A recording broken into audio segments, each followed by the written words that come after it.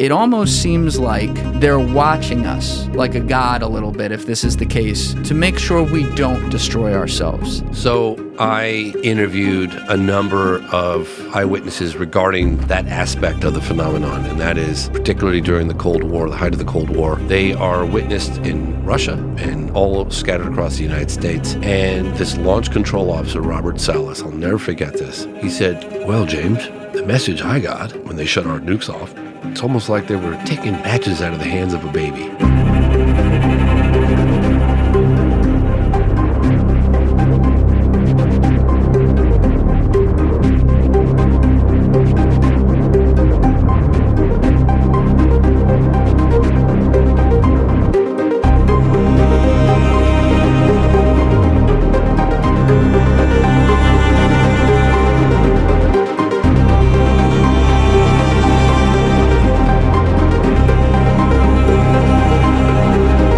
I'm trying to figure out this camera thing. Yeah. We'll get it there. But James, this was a small world situation with you coming in, because a few months ago, I had Alessi over here who's in the studio, who's a longtime friend now, future producer of the show. But I had Alessi in here about, I guess, a year ago now. It was January, right? And he had just helped you produce this documentary down in Brazil. And about 7 months later, my friend Danny Jones from Concrete calls me up and goes, "Yo, I got this really cool guy coming in tomorrow, James Fox." And I'm like the James Fox? And he's like, "Yeah." And then that podcast went to Mars, because no pun intended, because people loved it. And so now we got you here, and I'm excited to have in someone who was actually on the scene with you as well. But, yeah, I almost got him shot too, so. But for people that don't know, you drove down here from Vermont. So that is some clutch shit right there, and I appreciate you doing that. Yeah, well, I got on the airplane, and early morning flight. I think I got up around 3:30 a.m., and which I hate getting up. I hate early flights. I'll stress about them for weeks. And I get to the airport, and the lines are long, and I get to security, and I'm just like, "Oh, let's get me on this airplane and be out of here." You know, I'm way in the way back, furthest seat, all the way back about an inch from the toilet. And I'm sitting there, I was like, "All right, well, at least it's a quick flight." So we're on the runway for over an hour. I'm like, "Why is this plane not taking off? They're just leaving us in the dark here, you know?" And then it's like, "Ladies and gentlemen, we got a slight problem. One of our engines has failed us." Why didn't that pilot go, "Fuck it, we're going to give it a go"? I know. I was sitting there going, well, at least it failed now, as opposed to on, halfway into takeoff, right? 75% shot, we're good. I'll take those odds. We're going down. So then he's like, "Well, we're going to sit on the tarmac, and we're going to have the mechanic come and fix the engine." I'm thinking, the mechanic's going to come and fix the engine on the tarmac? Like, let's take this airplane back. He goes, the mechanic's going to be here in about an hour and 45 minutes. Like, you got to be kidding me. We're going to sit here for an hour and 45 minutes waiting for the mechanic who doesn't even know what's wrong with the engine because he hasn't seen it? I'm like, I turned to the woman next to me. I was like, this is not adding up. And so we sat there for about an hour, and I was like, oh, my God, I'm going to be on this plane forever. I should have been landing by now. So then he goes, "Actually, we're gonna cancel this flight altogether. We're gonna bring it in." And at which point, I decided to drive down. You made that decision. You called me as he was canceling the flight, like on the plane, and within 10 minutes you were behind the wheel of your car. That was some clutch ass fast decision making right there. Yeah, I didn't even. The queue at the desk, at the American Airlines desk, was so long, and everyone's flight situation was so complicated because they had connecting flights that they were missed, and so I knew that each person was going to take forever. So I left. Good call. Well, now you're here. Didn't wait in line. And it is also coming about, 2.5 months since you released your latest documentary, Moment of Contact? Yes.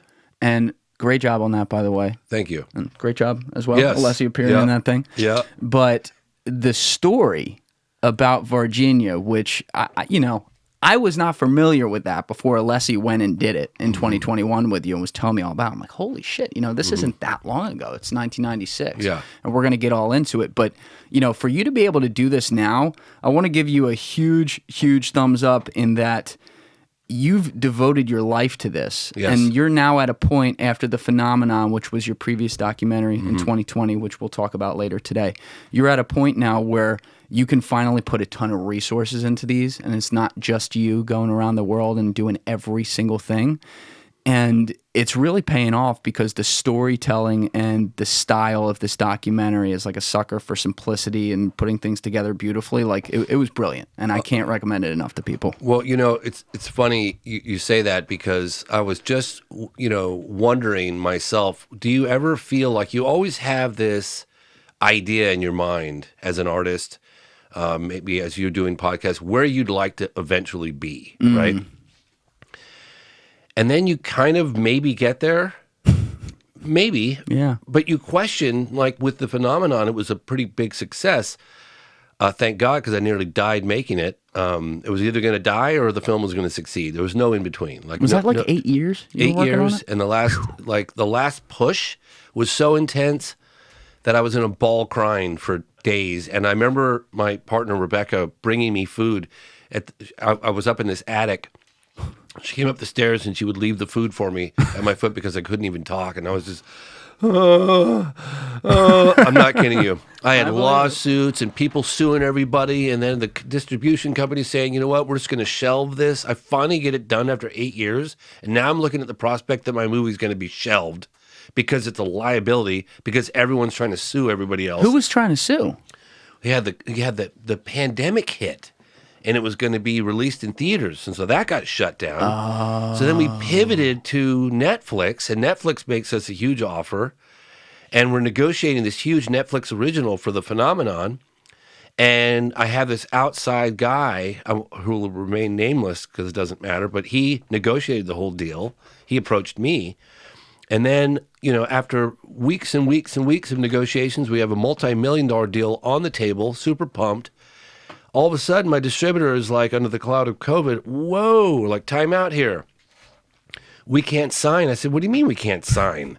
He said, we accidentally signed a deal, non-exclusive, with Discovery Channel. Oh. Yeah. So Netflix is going, well, how come we haven't signed? And we're like, well, there's just one little thing we're unwinding. Just everything's good. Like, don't worry about a thing. And then, like, week after week after week, and Discovery Channel wouldn't talk to me. By the way, guys, just some context as to why I reacted that way about Discovery Channel. I've heard some not so positive stories about them behind the scenes, and one of those stories is also very public. In episode 124, Paul Rosalie spent the first 20 minutes of that conversation explaining about his dealing with Discovery Channel and how it almost ruined his life. So you can check that out later after this podcast. And this is when the pandemic had started. This is like the pandemic's hitting, everyone's suing. So now the guy that put the deal together for Netflix, as he's seen it come unravel, is going, I just put my reputation on the line. I just got this whole deal buttoned up. Like, I'm going after you, and I'm going, I don't really blame him. I mean, he did get screwed, but it wasn't my fault. Yeah. And so he's coming after this, and then there's lawyers that he has and lawyers that I have, and then there's my backers' lawyers are worried about, because they've got deep pockets, that they're going to get sued. So everyone's lawyered up, and I'm going, and I'm helpless in the middle of it. I'm just accumulating hundreds of thousands of dollars in lawyers' fees, and I'm already $1 million in debt for making the movie. You were $1 million. Yeah, I was $1 million in debt. $1 million in debt. We're going to talk about that today. You really have dedicated your life to this. It's amazing. And now all of a sudden it looks like my movie's not even going to be released. Could you imagine spending 8 years? I'd end it. 8 years. The movie's done, and it's brilliant. Everybody loves it. It's like a masterpiece, right? It's the movie you spent your whole career trying to make. Finally. And it looks like it's crash and burn time. And I had the end of my rope.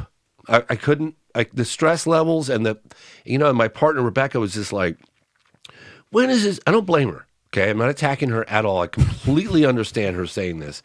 When is this nightmare going to end? This has been going on. You're so in debt. It's taking the family down. We got all this stuff. I had no money. How old was your kid? Like 4? My son was probably 4 or 5, maybe 5, maybe 5.5. So you're a newish dad. I'm a newish dad. I know.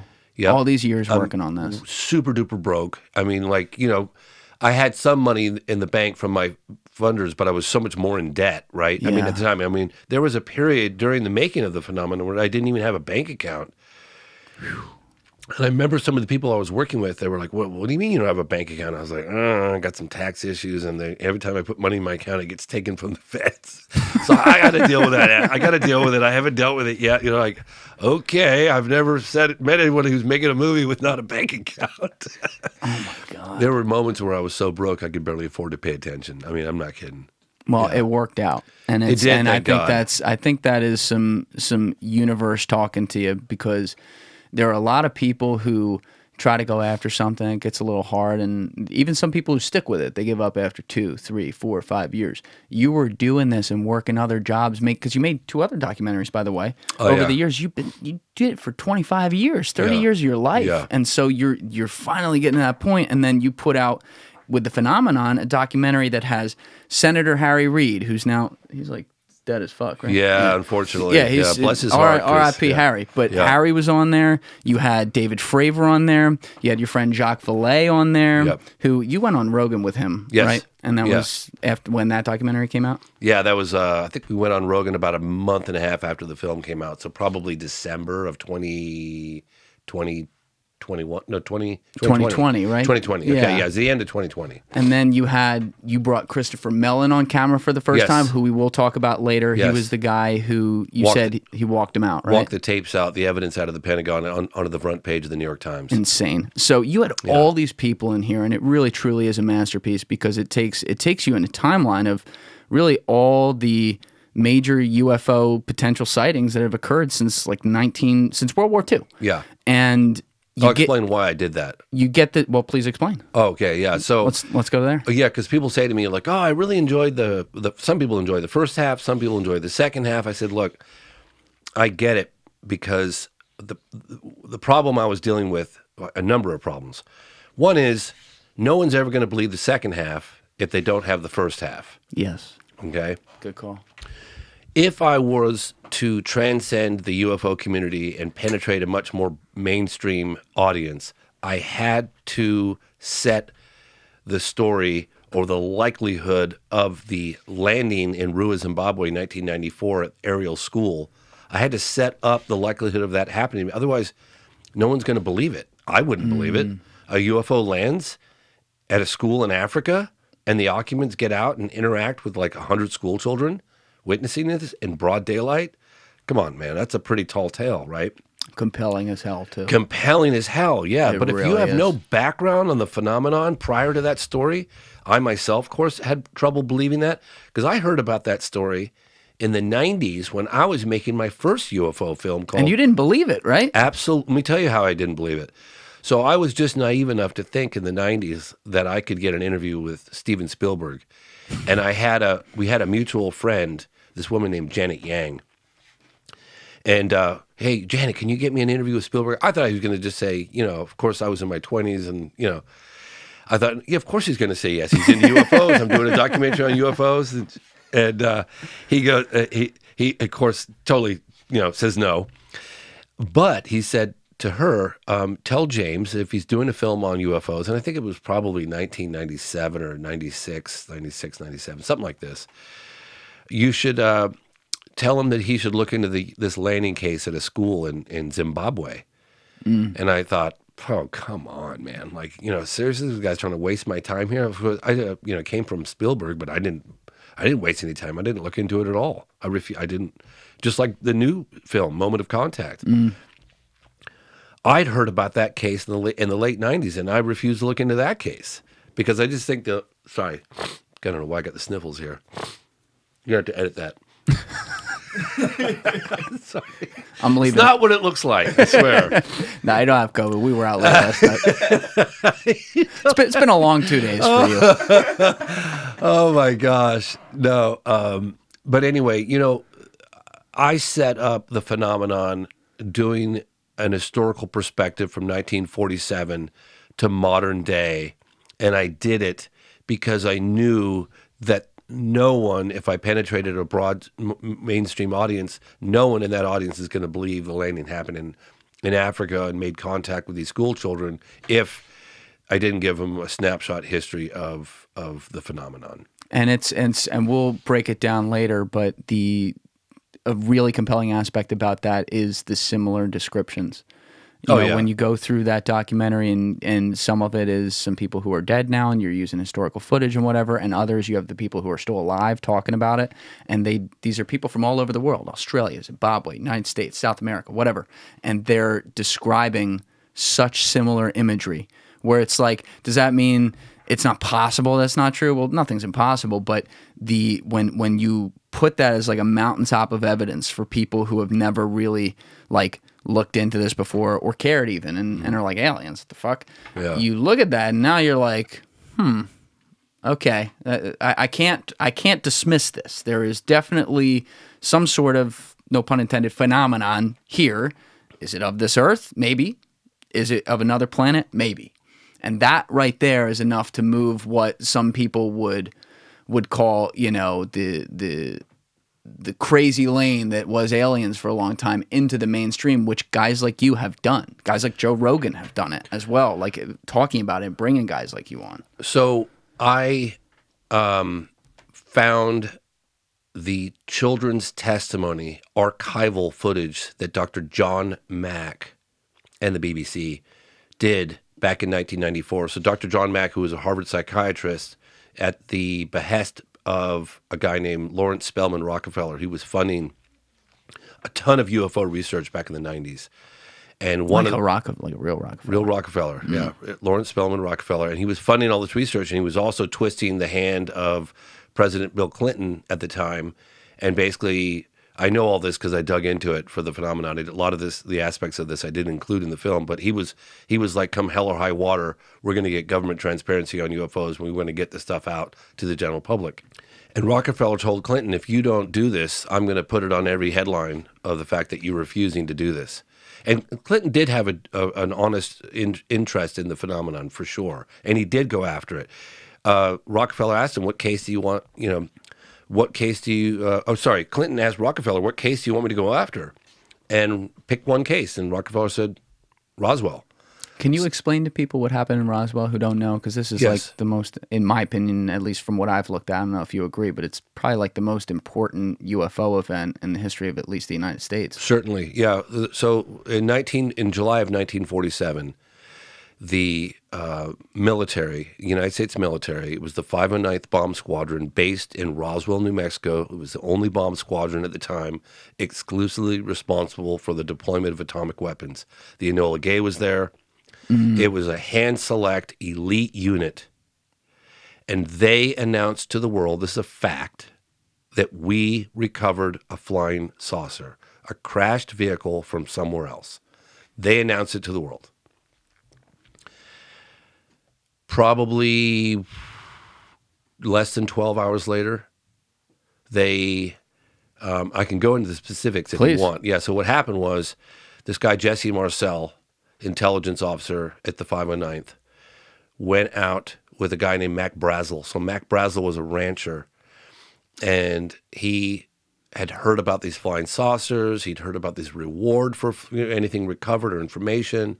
He had a huge ranch in the middle of nowhere, super remote spot, and he comes in the local base, and he says, and he has some debris with him, and he says, you guys talk about these flying saucers. I think one of them crashed on my ranch. So they, of course, the 509th people, it was Major Jesse Marcel, and I don't remember the other name of the gentleman, the military guy. They went out with this guy on the ranch. They go in, they spend the night, they come back the next day, they got this debris, they make the determination, all right, we've got a crash of an unknown vehicle from another, and they make the announcement, and they tell the world. The higher-ups get involved. They get a B-29. They put the debris on a B-29. They're going to take it to Wright-Patterson Air Force Base. Jesse Marcel's on the airplane. They fly with a pit stop at Fort Worth in Texas. They get off the plane, and there's a media frenzy everywhere. This story is making headline news all across the world immediately. Oh, right, yeah. And there's a guy named General Roger Ramey. He's standing at the base of the airplane. He's at the base at Fort Worth. And he looks at Jesse Marcel, who just came off the airplane, and says, you keep your mouth shut and let me handle this. And so they go in to a room. There's a conventional weather balloon on the ground, just like balsa wood and tin foil paper. And he says, and it was General Roger Ramey. It was Jesse, Marcel, and Colonel DeBose. And they throw this debris out there. He said, you just stand there, and this is what we found. Smile for the cameras. And smile for the cameras, yeah. And so they kill the story right there on the spot. Terribly sorry, what we once thought was a flying saucer. Turns out it's just a common everyday weather balloon. So this is actually... And Jesse and the debris is on the B-29 sitting on the tarmac right there. And I'll put this in the corner of the screen so people can see this. But if you turn to the TV behind you right now, yep. I just want to make sure so that we can give people also like the stuff you put together so they can see this. I got those original photographs from Roswell, the local paper in Roswell, the Wriggler prints. Those are really high resolution photographs in the phenomenon. All right, guys, I got an important announcement about the show. The Patreon is finally live. If you hit the link down in the description to the video, or if you go to the YouTube channel page and go to the About section, you will find the direct link to the Patreon page, and I'm starting off with one $5 a month group. So I'm hoping that this is going to be a great driver to be able to scale this show and invest back in you guys. At this point, I'm still the only employee of the show. I have one intern who cuts together a few clips for the second channel that has like 430 subscribers on it right now, so that's not really doing anything yet. But I have been at this for 3 years, and every single thing from the comments all the way to the metadata to obviously all the edits and everything around this show has been on my shoulders. I think that's pretty normal for content creators who are coming up. That's just kind of the game and what it is. But in order to grow and really increase the content we do, I got to be able to invest and add some scale here and really add at least one person to be here in the trenches working with me every day. So I'm hoping Patreon is that outlet, and I would really, really appreciate your guys' support. We are going to start off with 15 minutes of exclusive content being posted this week from James, actually, in the studio here. And it was basically when the cameras were on in between what became the 2 podcasts we did. That's right. This is only the first of 2 podcasts coming. And it had nothing to do with either of the 2 conversations. So I'm going to take that 15 minutes and put that on Patreon. And that will be the first content we put there. And hopefully we can add some things moving forward. But to be clear, this page has been something that some fans have been in my ears about for a long time to do, to be able to scale the show and invest back in all of you. So I'm taking the advice, and hopefully it works out. So thank you to everyone who's going to support it, and hope to see you over there. Who was this guy, by the way, walking through his field? Jesse Marcel. That's who you're talking about. Yes. Okay, so this is him reliving it. Yes. And was this I forget, was this your footage? No, this was shot in the 80s, and yeah. I'm the most rare footage in the history of this case. We did a laser-like focus on Roswell. I got the #1 researchers, Stanton Friedman, Kevin Randall. I got Don Schmidt, all the people that wrote the book on Roswell. And they said, this is an aspect that everyone has missed. I put a laser-like focus on it. I must have spent 9 months, maybe a year, getting just the facts on this case. I remember Dr.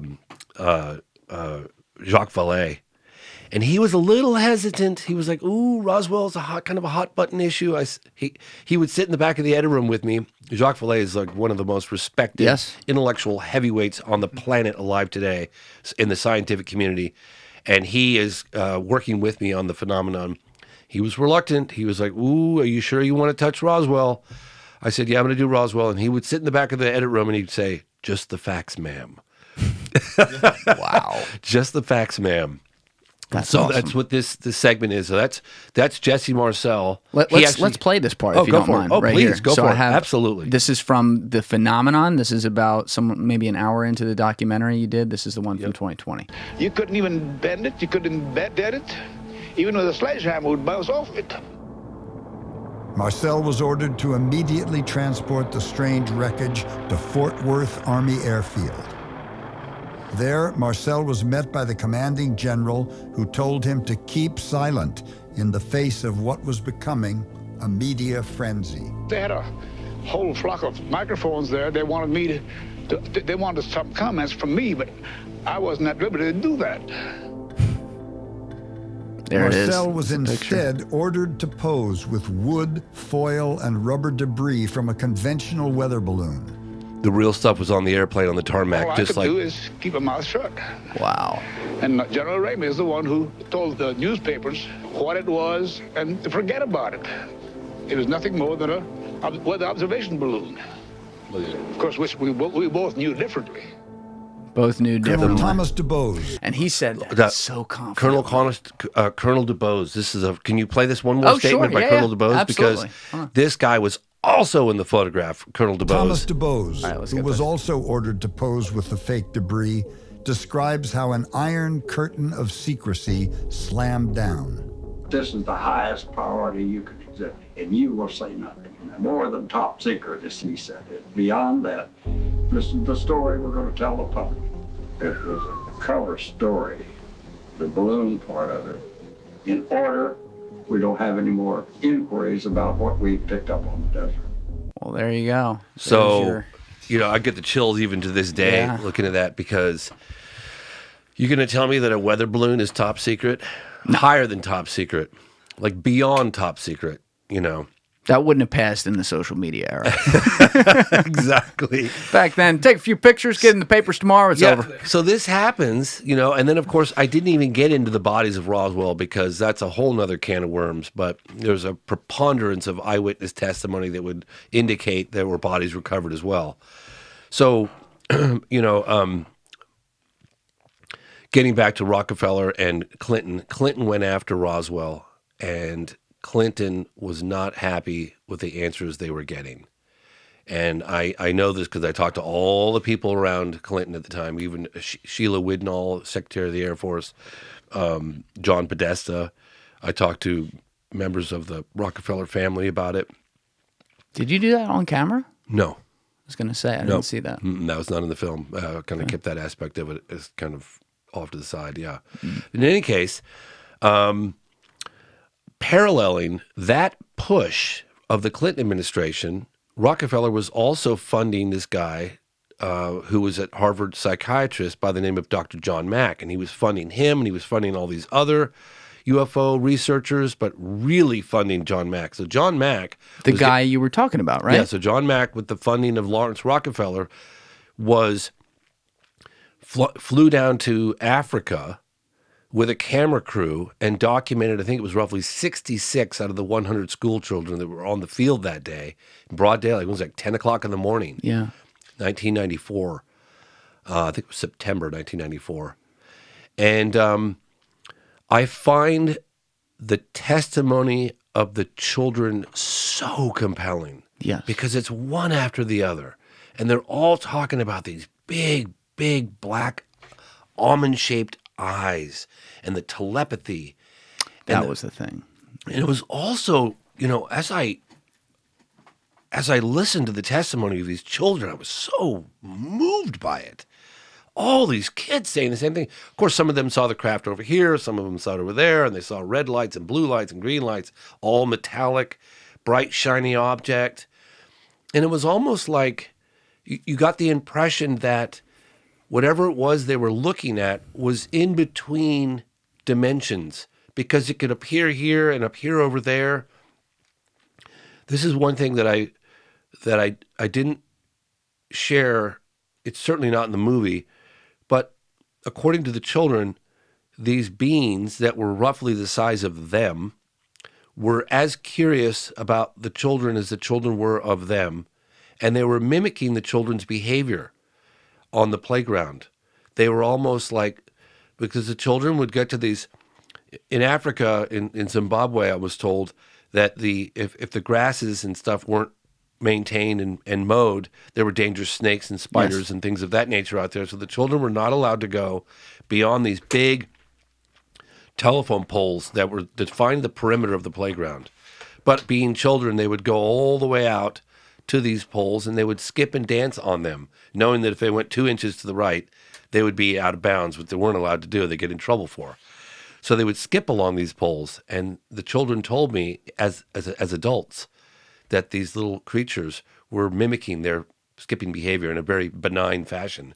Didn't you say something about they were like jumping on the logs with them too? And skipping along. They were kind of floating along the logs, according to the children, very happily and non-threatening, but they were as curious of the children as the children were of them, according to the eyewitness witness testimony. And it was the preponderance of firsthand eyewitness testimony. I mean, you think about 100 school children in broad daylight, all seeing something completely inexplicable. There's no terrestrial explanation to what those children saw.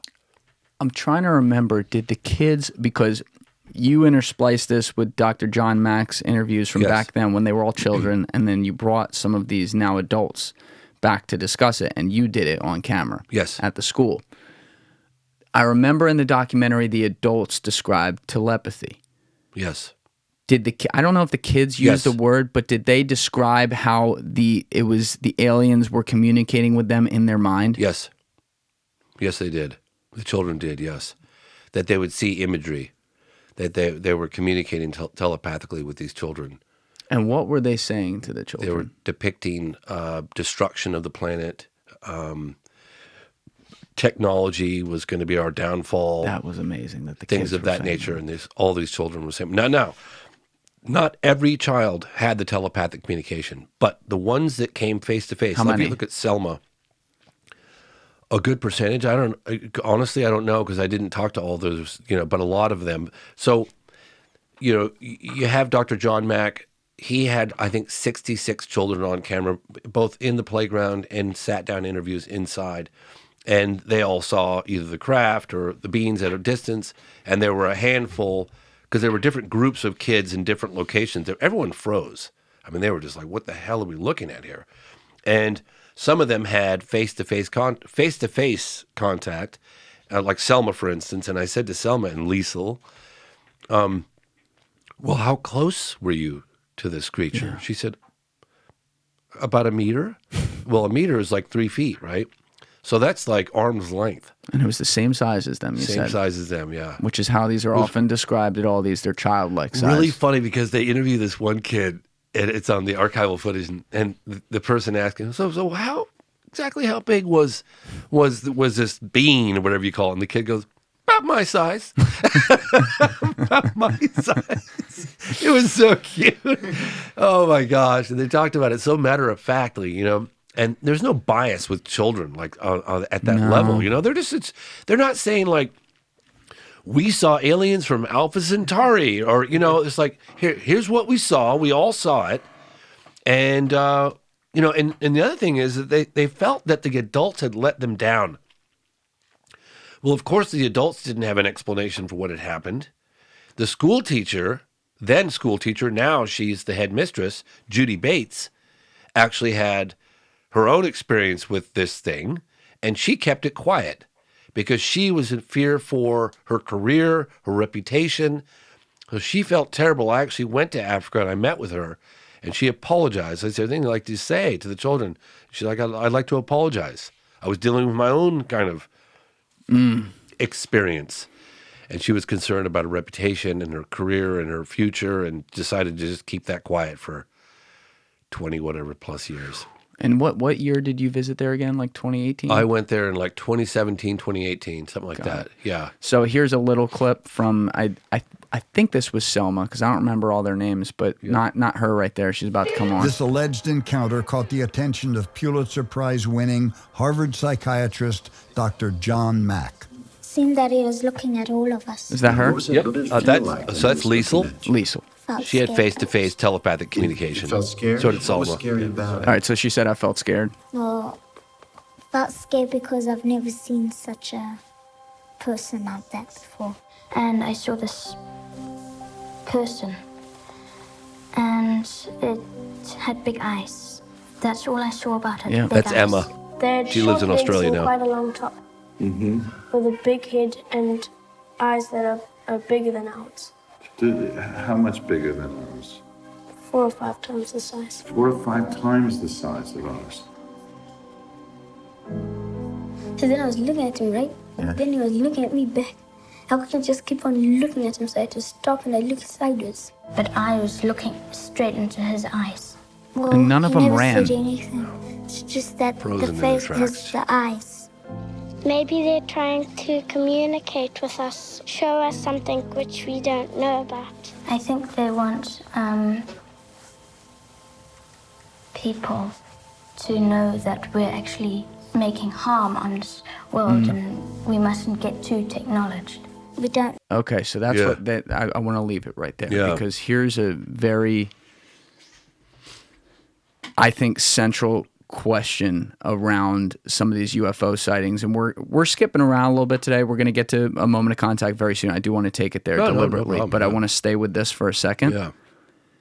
In a lot of the UFO cases that maybe we'll get to later again in the phenomenon, there's the mention that these UFOs will appear at nuclear testing sites or nuclear bases where they have the actual weapons. Yes. And there's even reports that the weapons, a lot of reports where the weapons suddenly inexplicably become disabled when these things have appeared. And we've had military guys that you had in your documentary, even old guys who, this was years ago, testify about this. There's been a ton of sightings in Russia that are of the same thing. And they keep showing up very often, obviously not in the case of the Zimbabwe one, but they show up at the places that house the weapons that, at least since World War II, have been the most dangerous potential warning sign of us having the end of humanity if we started to hit that button. And you kind of wonder when they come and talk to these kids playfully in a way. And I can't put myself in their shoes. Who knows where the fuck they're from or, you know, what kind of time or theory of relativity they've figured out, which is obviously far beyond us. But it almost seems like they're watching us like a god a little bit, if this is the case, to make sure we don't destroy ourselves. And then they come to innocent little children, playfully talk with them in a telepathic way where these kids, they're fucking 8 years old, 7 years old, and they're talking about how this is in 1994, before the internet, how we're destroying the planet and doing all this shit to it, and that's the warning they give. It's almost like that was a way for them to go communicate to the everyman through the eyes of an innocent child the things that they're trying to say by saying, don't hit that fucking button, idiot, when they're standing at these nuclear bases or flying over these nuclear bases. So I interviewed a number of eyewitnesses regarding the that aspect of the phenomenon, and that is they're seen over these, particularly during the Cold War, the height of the Cold War. They are witnessed in Russia and all scattered across the United States.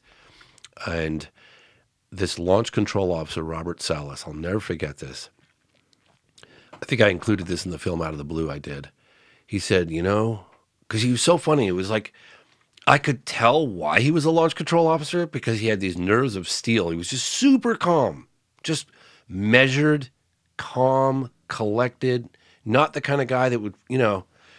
And he goes, well, James, the message I got when they shut our nukes off, it's almost like they were taking matches out of the hands of a baby. That's what he said to me. I was like, wow. I think about that all the time. You know, it's like, yeah, maybe you shouldn't be playing with these. You know? Yeah, that was the message he got. So it was really funny, you know, because that aspect of the phenomenon is just crazy, right? Because if these things are coming over our most like guarded areas and shutting down our nukes, shutting them off, turning them on in some instances, but just to kind of let them know that they had full control. Wow, that's kind of intense. That's an issue of national security. Yeah. And if it ain't, I don't know what is. I'd known about this, but I wasn't going to include it in the phenomenon. I just didn't want to go down that rat hole. Why did you then? Well, because when I got an interview with former Senate Majority Leader Harry Reid, we had an amazing interview. He was the one that started that ATIP program that ultimately ended up at ATIP, that secret Pentagon UFO program. Didn't that interview almost like not happen or something? Yes. Were you telling me that? Yes. What was that story? Well, I'll tell you that in a second because that's pretty damn funny. That's pretty funny. Well, I don't know, for some reason during the sit-down interview, and that was a big moment for me in my career. Like, I have George Knapp to thank for that. I said, we had a quick walk and talk, and he had a very limited amount of time with me. I mean, it was like, you know, I'm going to be from here to here, and then I'm out. And he had like security and all this stuff, and he was an important guy. And I said, hey, do you mind if I get a quick walk and talk? He's like, okay, I think I got about a minute and a half. I was like, all right. So we're walking down this hallway. I told Dave, my DP, I said, don't worry about lighting and everything. We just got to get this, handheld, just walk and talk. We got to, better something than nothing. So I'm walking. I'm like, well, I might as well ask them, a question. Didn't have any like professional audio gear or anything, but I said, what was one of the more astonishing aspects of the phenomenon that you uncovered during this Pentagon UFO program? And without even pausing, he said, the fact that they're flying over our nuclear installations and shutting them off. I thought, oh my God, did the former Senate Majority Leader just say that on camera to me? Wow, that's incredible. And that was something I just forgot to ask him. I didn't think about asking him that question during our interview. Why do you think he did it? Did the interview? Yeah. I mean, he had been around forever. I know. It's such a risk for someone's reputation.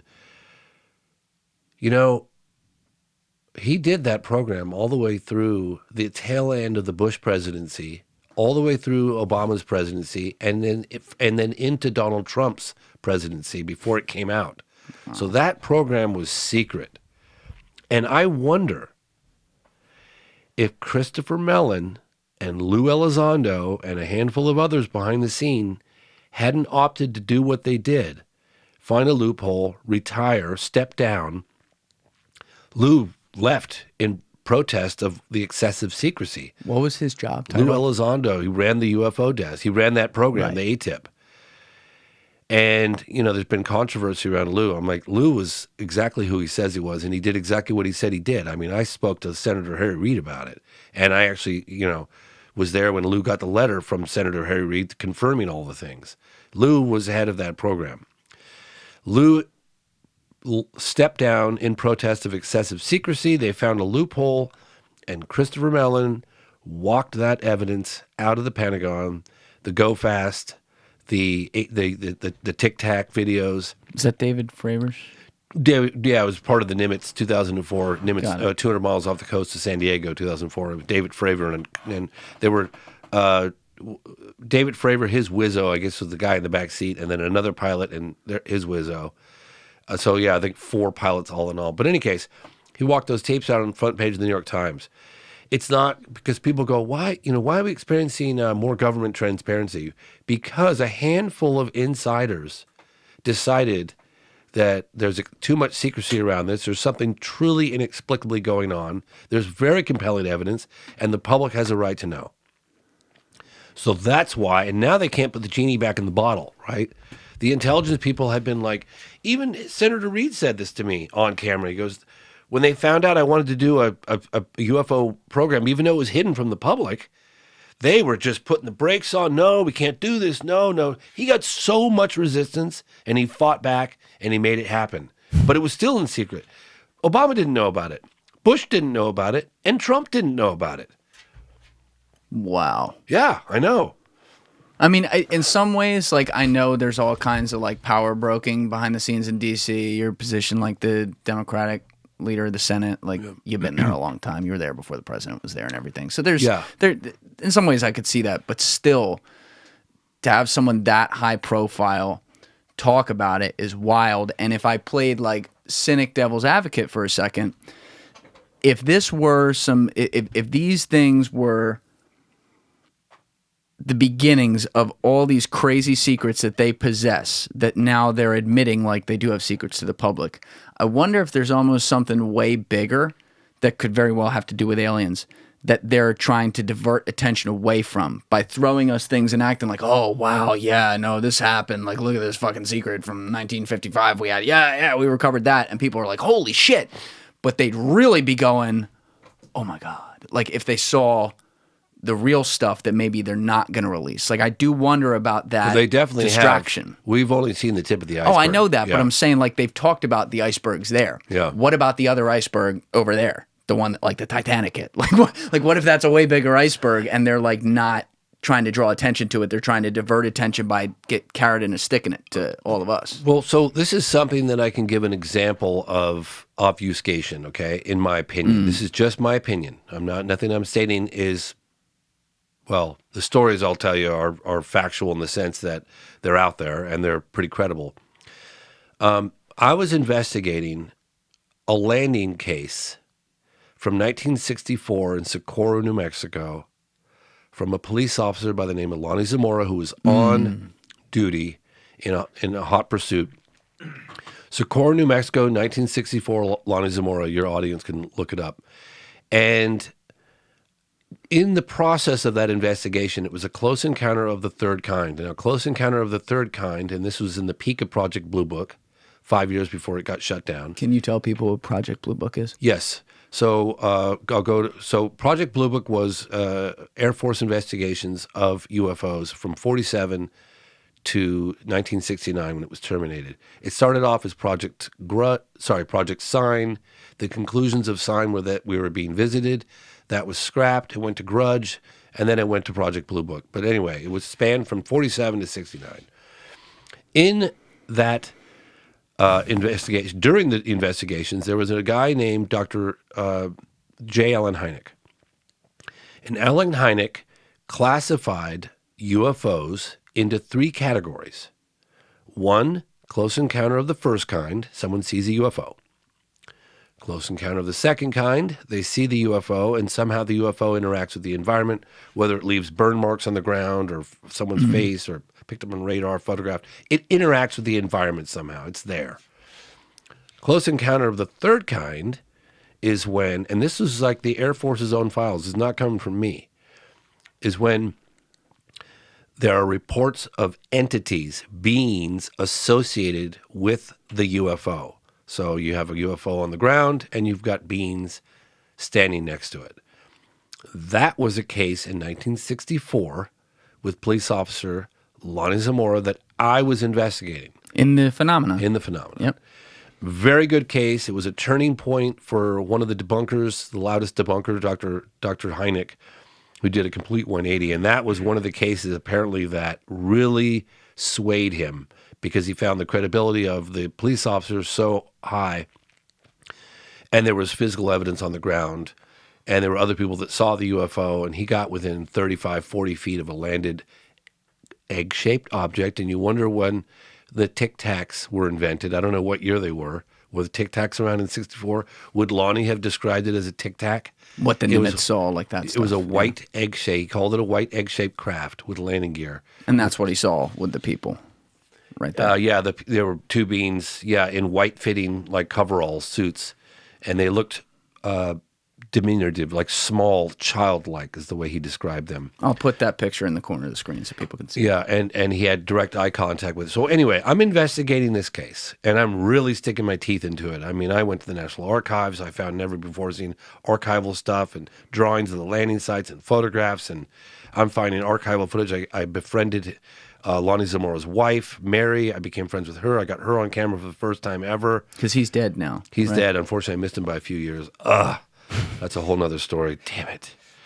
Oh, there's so many things I wanted to ask him about. Was he killed before you could Oh, my gosh. Well, I don't want to go too far down this case, but it's a really good case, and there's physical evidence to this case, and more than just landing imprints and footprints of the creatures and all this other stuff. But I'm investigating this case, and I'm doing so over about a 5-year span. I'm going back and forth to Socorro. Like I said, I'm getting to know his wife. I got to know his daughter, Diane, and his son, Michael, and, all his friends, people that he worked with.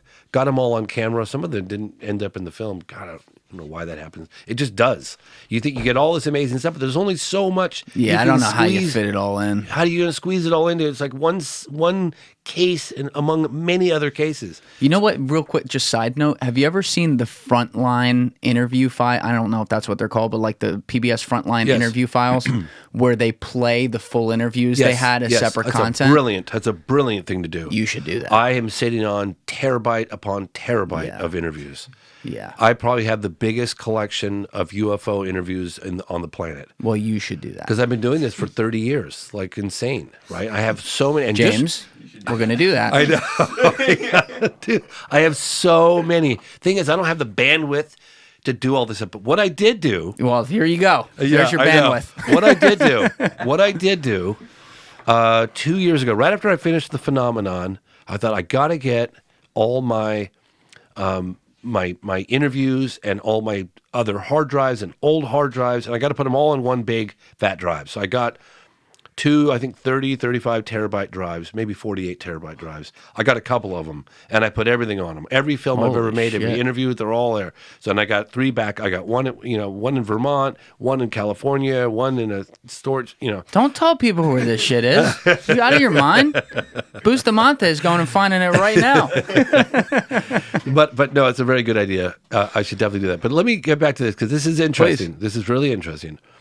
I come across, and this is when I'm investigating the landing case, the Close Encounters of the Third Kind. I come across some articles by a woman named Coral Lorenzen at the UFO Chronicle or UFO Post she did during the 50s and 60s. She was a very prominent researcher, Coral Lorenzen. I'm trying to think anyway, I'm reading this article because, quite honestly, I thought it had something to do with the landing at Socorro with the officer Lonnie Zamora. And one of the aspects, the Air Force, and they were on the scene within 1 hour, Army and Air Force, they did not want Lonnie to talk about the fact that he saw these creatures. Downplay that. Don't talk about that. It's one thing to see an unidentified craft. It's an entirely different story when you're looking at some aliens, right? Yes. Or something that appears to be alien. Like, that's much more difficult to explain than an egg, okay? Everybody see the leprechaun, say yeah. Yeah, exactly. So they were really getting Lonnie to downplay that. So it was very difficult for me, and Lonnie's dead, to find, the aspects of that encounter of the creatures. But I found it. The media got there just before the military arrived. Holder, his name was Richard Holder, and he was from White Sands. And he got there, and I actually talked to his kids. He unfortunately deceased, and they didn't make it in the film either, dang it. But they told me that the father took plaster casts of the aliens' footprints in the ground and the landing prints of the craft, and they said it was in the middle, it was an arroyo in the middle of the desert, and it was really heavy. Like there were no trucks, there were no tire tracks leading up to this site. So whatever it was came down and landed out of nowhere and left. And there were a couple of footprints exactly where Lonnie Zamora, the police officer, saw these creatures, and they were weird footprints. They were small. They were like... Yeah, you had this in the film, the footprints, totally, right? Yeah. So anyway, I'm investigating this, and I'll get to this other aspect in a second, because this is pretty amazing. So I read this article by Coral Lorenzen, the UFO Bulletin, and talking about a landing, and I was like, oh, cool. I'm going to get some more details on Socorro. And it's talking about a landing at Holloman Air Force Base, a landing that was also a close encounter of the third kind. However, this one might have been filmed by the military at White Sands. Excuse me. Now, Holloman is a stone's throw from Socorro. I mean, it's like, as the crow flies, I don't know, a few minutes, 30 miles. I mean, it's close. Okay. Well, I'm absolutely convinced that the Socorro case happened, but now I'm suddenly starting to hear about a landing at Holloman. I don't exactly have a date. I think it might have been like right around the same time, but I don't have a date, which would have been around 64. And I'm finding this reports from Coral Lorenzen from that time in 1964 pretty damn credible. I'm like, So then I find another article. And that leads me to, it was testimony from people that were at the base at the time talking about a UFO, a flying saucer landing, and the occupants getting out. Now, I know this sounds extremely like, what's the word I'm looking, outlandish, untrue, too fantastic, whatever. I get it. But I'm leading slowly. Then I find a film called UFOs Past, Present, and Future. And it was done by two guys, Emma Nager and Alan Sandler, in 1974. They probably started shooting in 72, something like that, shooting. Now, these guys had, you can go out and watch the film, it's on YouTube. These guys had unprecedented access, military access, during their production. How'd they get it? Well, they got it from a guy named Colonel Coleman at the Pentagon, but I won't go too far down that, but they did. They just did.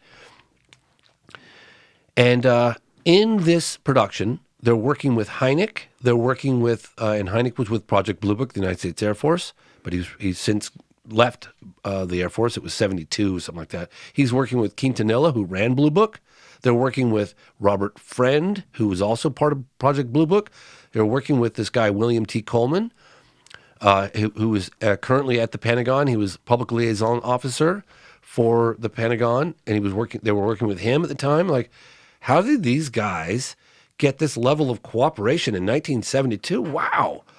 And I could tell every aspect of this production was carefully crafted. Every word in this film was carefully crafted because they kind of had to, because they were working with the military.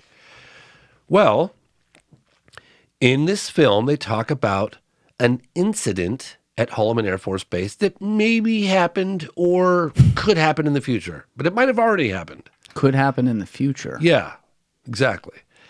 So I'm like, huh.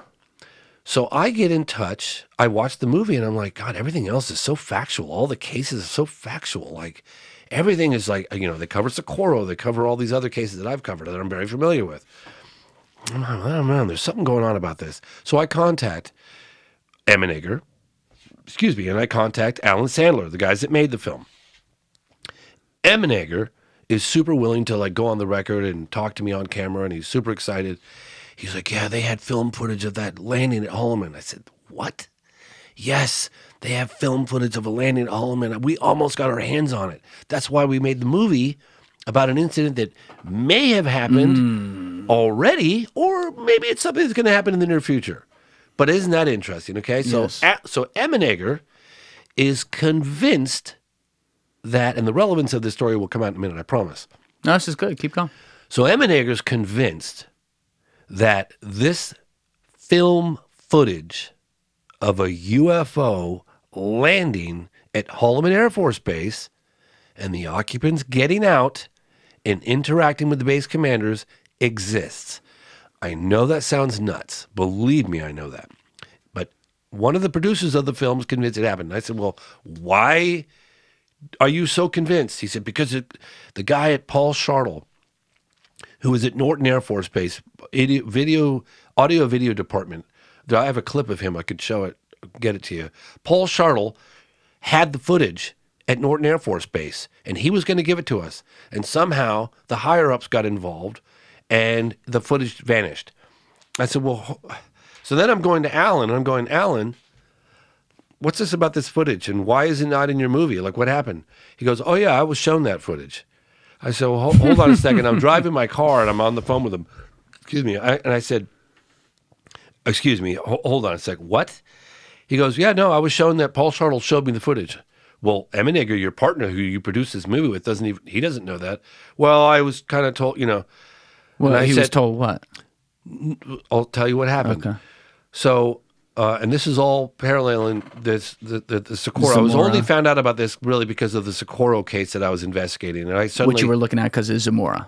because of Lonnie Zamora, Right, and it was okay. proximity to that, and the time frame and proximity to the base in Socorro is very close. Holloman, White Sands, blah blah blah. Now they were testing missile sites, and they were doing all kinds of activity that might have been of interest at White Sands. I don't know how far away it is from Trinity site. Probably not that. Not that far. New Mexico was a hot spot. I'm going to put, by the way, just for people out there, I'm going to put a very, not like a Google Earth one, but a very basic map with like a pinpoint of these places Perfect. you're talking about in the corner so people can see for the visual. Perfect idea. So I'm in a car. I'm talking to Alan, and he tells me out of the blue that he saw, and this is the guy that produced UFOs Past, Present, and Future. He's got Jacques Vallée in the movie. He's got all these characters that were all part of the government. I mean, like, something was up. I pulled the car over, and I did what I always do when I want to really absorb a story. And that is I close my eyes. And the reason why is because I want the words to create the imagery. I want to know exactly every detail of what he saw. So I pulled the car over the side of the road, stopped, turned the engine off, had the speaker, I had my phone on speaker, and I said, Alan, tell me exactly what you saw. So he said, okay. There were 3 discs that were escorted by a military jet, roughly 10, he wasn't sure of the altitude, 10, 12,000 feet. It was a guesstimation. And this is what the film footage saw that he claims to have seen, that Paul Shartle at Norton Air Force Base in California on camera admitted that he had it in his possession. He'd seen it, and that it was not of Earth origin, in Paul Shartle's opinion. Emenager's opinion as well, but Emenager never saw it. Alan Sandler did see it. He doesn't know what it was. He think it could have been some kind of potentially a staged event, whatever. So 3 discs flying in, okay? Mm-hmm. 2 of them peel away, gets over the base, and one of them wobbles to the ground, and he said it was like a leaf, like floating down from the sky. The way he said it was like, it looked like it was in trouble. Well, any credible witnesses you ever talk to about a flying saucer, when they're hovering, they're unstable. They kind of, all the witnesses will tell you that it was like a ship floating on a rough sea almost, kind of. They do this kind of movement. I've seen footage of a UFO one time that did exactly that, and it looks like it's oscillating. It's got a weight. I don't know. It's not stable. So anyway, he says it wobbles down to the ground like it was in trouble, but I don't think Alan knew that's how they hover apparently. So it comes down to the ground, and he goes, James. I said, well, hold on a second. Was the camera on sticks? Was it handheld? Was it black and white? Was it color? Like what because if it was on sticks, then they were anticipating it coming. So, are you also listening for where, it feels like when you do this, because you want such detail, are you trying to listen and poke holes on where he's not going to be very sure about something and you can kind of pick up on it? Totally. Yeah. Yeah, I want every I did that, I did that once with Edgar Mitchell, the Apollo 14 sixth man to walk on the moon, because I wanted to know what it was like to walk on the moon. Give me every detail, down to the macrometeorites pelting the skin of the craft they were sitting on the surface of the moon. But that's another story. So anyway, he says it lands, and he said, James, just like in a sci-fi movie, this seamless door opens, and out come these beings that had very large noses, slits for mouths, and their eyes were like almost like a vertical slit, like a cat eye, like very, very big. And they had, I'm not saying, I need to make this abundantly clear to your audience. I'm not saying what's true or what's not true, or if it happened or if it's alien or whatever it is. I'm just telling you what I was told by people who saw it, claimed to have seen it. And that they came out and they met with the base commanders, and then they either got into a Jeep or were about to get into a Jeep or do something, and then the film footage just cuts. So I was like, what happened? Why didn't you guys get to use that footage? He goes, well, I think it was one of our flying saucers. Alan was like, it was definitely one of our flying saucers. I was like, so you think that we have flying saucer technology in our possession? He goes, yeah, but it wasn't very good because it couldn't hover very well. It looked like it was in trouble. I said, one of ours. That's what he was saying. He's talking about, he's mentioning the seeing the creature here too. Yeah, so here's what his thoughts were. His thoughts were that it was a real flying saucer that was in our possession, which would indicate that we had that technology in 1972, which I think is bullshit. Okay. And that the beings were, made up, dressed up, whatever. He's like, I can't say for sure, so I'm hammering. So I really stuck my teeth into it. Now, the point of this is that there is very credible testimony claims that a UFO landed at Holloman Air Force Base. There were a number of witnesses that were on the record. Corral Lorenzo documented this whole thing in the UFO Bulletin. Then there was a film made roughly 8 years later that was going to possibly include that footage. Now, Paul Shartle, who showed the footage to Alan Sandler, had men in dark suits show up from wherever and say, don't ever talk. What happened here? This was not supposed to have happened, and took the footage away and debriefed him, and that was the end of that. Start looking at the light, please. Yeah, I stay right here. Your name is John Smith. So Alan didn't tell Emenager for 40 whatever it was years. Wow. Yeah. So that whole aspect of it came out. So now the point of the story is this. Okay. now, if you go online, you hear about secret meetings with President Eisenhower and aliens at a base and blah, blah, blah. Yeah. You hear all this shit. You're like, there's no substance to that story at all. In fact, there's lots of substance to the story I just told you guys. There is incredibly compelling testimony that that event happened and that there's film footage of that event. Now, what exactly it was it first contact? Was it a staged event? Was it our technology? Was it a flying? I don't know. But that story probably happened, okay? Some aspect of it. The meeting with the aliens and the treaties and all this stuff with President Eisenhower, was that just thrown in there to throw everybody off? In my opinion, absolutely yes. Is there substance to the story I just shared with you? Absolutely yes. But now suddenly the waters have been muddied. What a can of worms. Who the hell wants to look into that case of our president of the United States making contact and signing treaties with aliens? So it's like, oh yeah, well, I'm going to steer clear of that, you know. So just giving you one example of obfuscation, it's a perfect thing to do. I mean, what a great, look, everyone's like, well, if UFOs were real, they'd land on the White House lawn. Well, they almost did in 1952, 2 consecutive weekends in July, okay? They buzzed the Capitol, they buzzed the White House.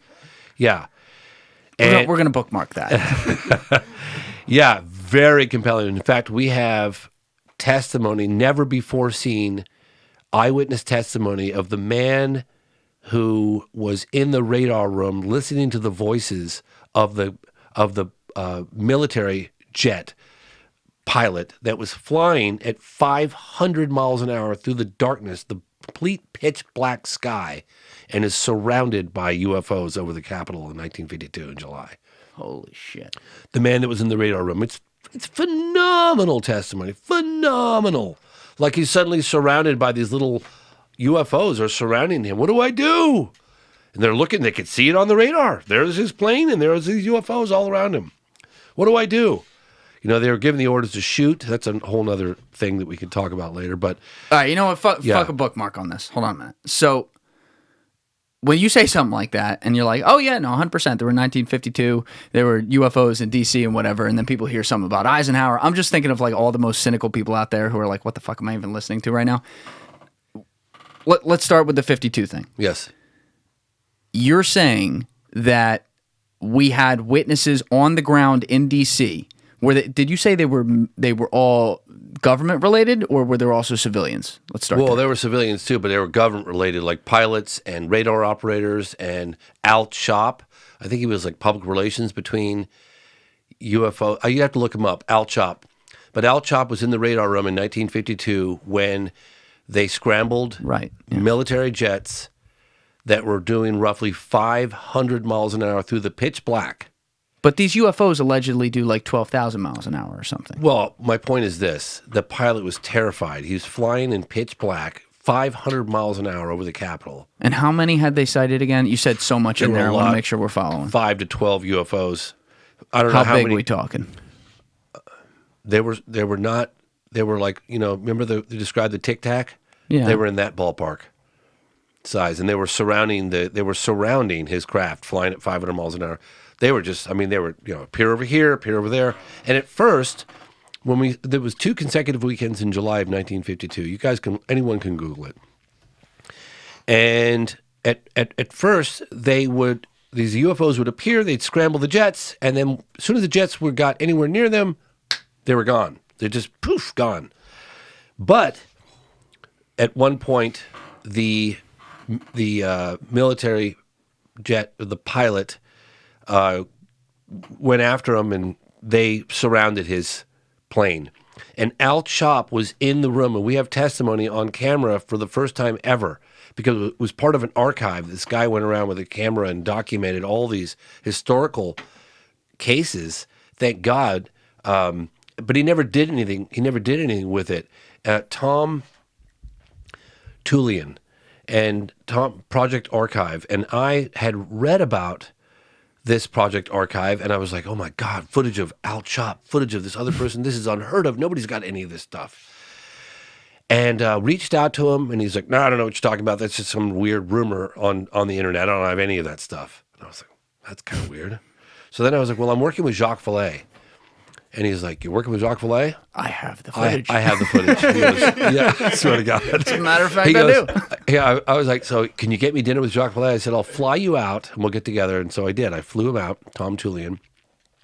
We had dinner and he goes, I'll tell you what, I'll make a couple of people. I've got this big archive, but honestly, I've got these other plans for it. I need to actually remember that because that guy's sitting on some crazy stuff. And I'll make a couple of select interviews from my catalog available to you. And one of them was Al Chop.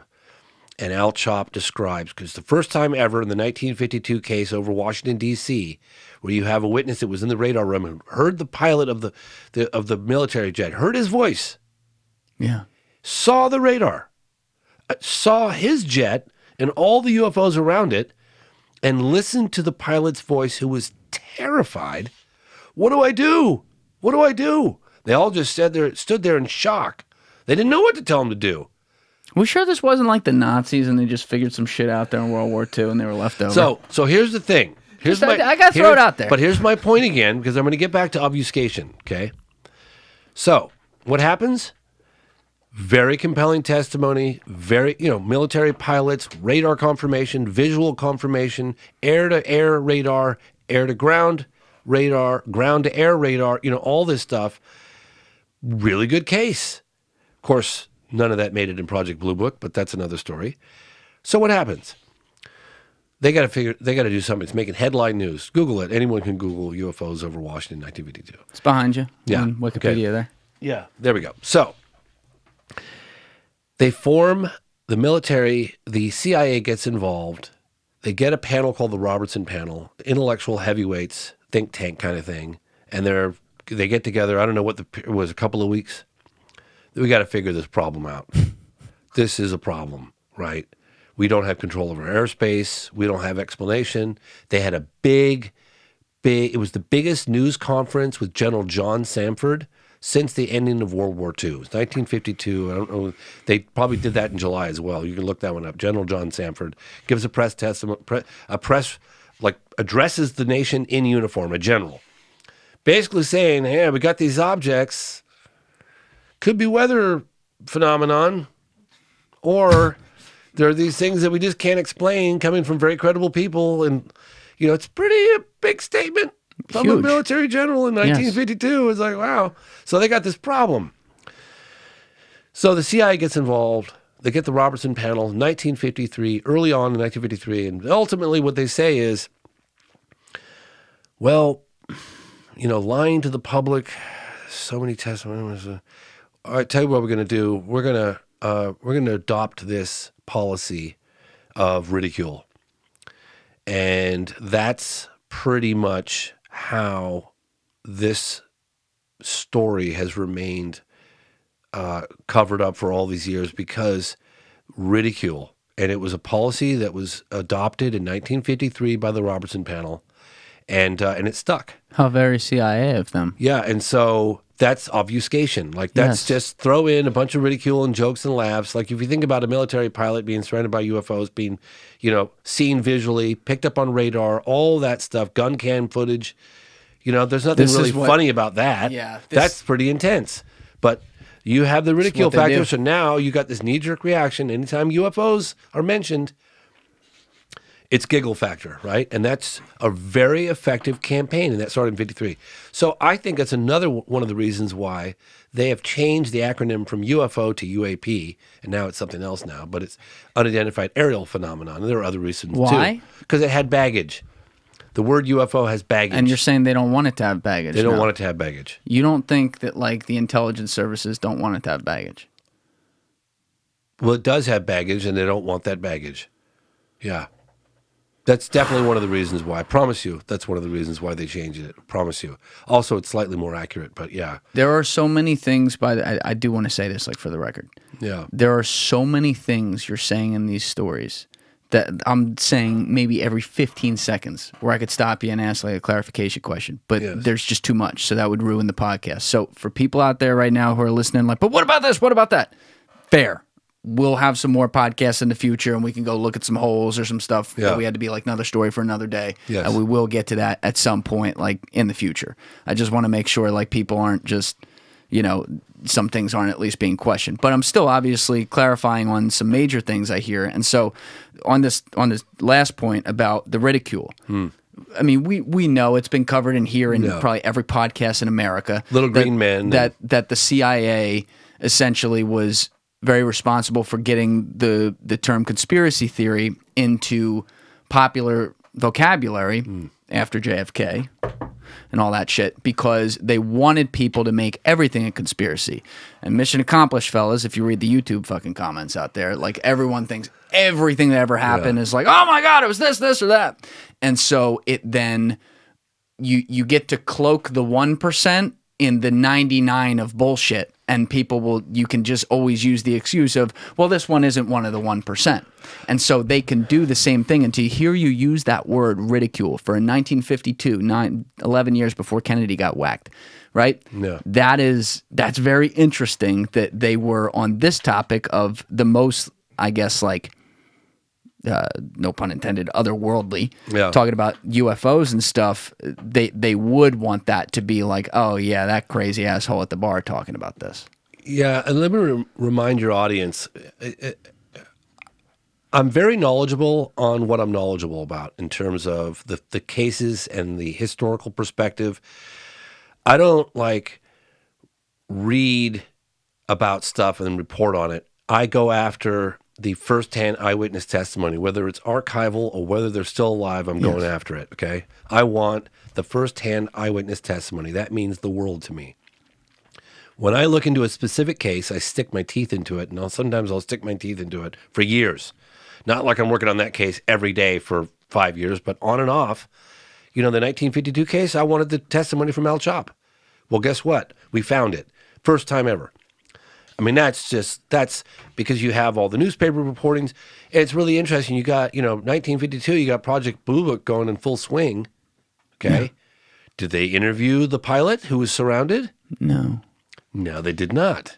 Oh, that's a big hole. That's a pretty damn big hole. But now we have testimony from a guy who was in the radar room describing the pilot's voice, like for the first time ever. They didn't interview the bloody pilot as part of their public Blue Book files. Did you say that you knew that we know who he is? I can't remember that. I do have his name. It's in the phenomenon. I've got a photograph of him with his airplane, and I believe his name beneath it. I'm sorry, I don't remember his name, but it was 1952. But he no statements from him. Hello. He's dead now. Of course, he's dead now. Al Chop's dead now, but I keep thinking El Chapo every time he says that. I'm waiting Al for like a brick of Coke to come Al out. Al Chop is doing an interview in the 80s, and he's old then, and he's smoking a cigarette during the interview. The aliens were here, Chico. But he was in the Pentagon. He was part of like public relations officer or liaison, press liaison, something like that. It's explained in the phenomenon, and I got his testimony in the phenomenon. So I guess what I'm saying is, what I know is from my own firsthand. I go to on location. Yes. I'm investigating a case in Africa. Guess what? I go to Africa. I'm investigating a landing case in Socorro, New Mexico. I'm going to Socorro, New Mexico. I'm talking to the family. I'm going to the National Archives. I'm talking to the friends. I'm talking to coworkers. I'm really going to stick my teeth into this case because I don't believe something. Initially, when I hear something like a landing in Africa, bullshit, right? A UFO crash in Brazil, bullshit. Extraordinary claims require extraordinary evidence, period. I don't care what you think of Carl Sagan. He said that, and it's true, So in any case, all the stuff I'm sharing with your audience is stuff that I have personally looked into and gotten the testimony, either archival or met with the witnesses years later. Or both. And that's how I draw my own conclusions based on my personal research. I don't just like somebody who'll remain nameless, but he wrote a book on Socorro, and he got the symbol wrong that was on the side of the craft. And I called him up, and I was like, hey, well, how do you know? I said, because I went to the National Archives and I got the document that was written in Dr. Hynek's own handwriting of the case. Then I talked to his wife and I talked to the people around him and, and that's how I know, he's like, I was like, have you been to Socorro? He's like, no. So you did a film, you wrote an entire book on this case and you never even went to Socorro or the National Archives? Probably a government plant. He's not actually, but I bless his heart. He's a good guy. But how are you going to write a book on something if you haven't even been to the location? You haven't met with his, friends. His wife said to me, I'll never forget this. This is a guy who probably looked an alien straight in the eyes. A police officer. And this is not coming from me. This is coming from them.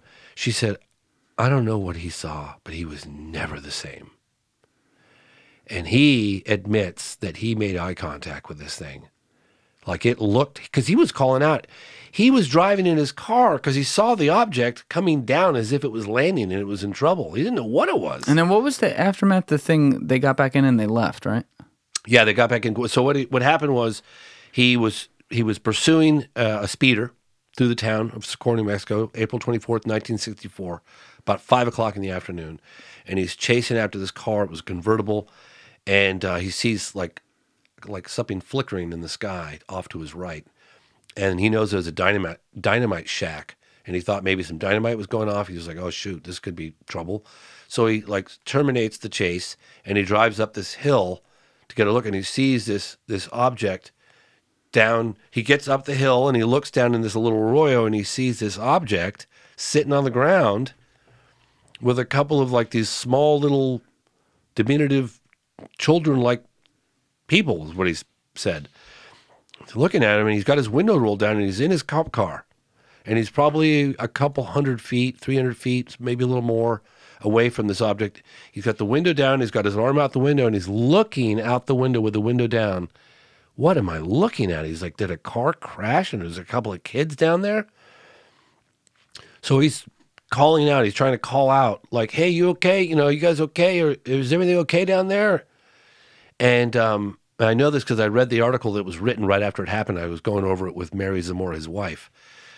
And at which point one of them looked him right in the eyes.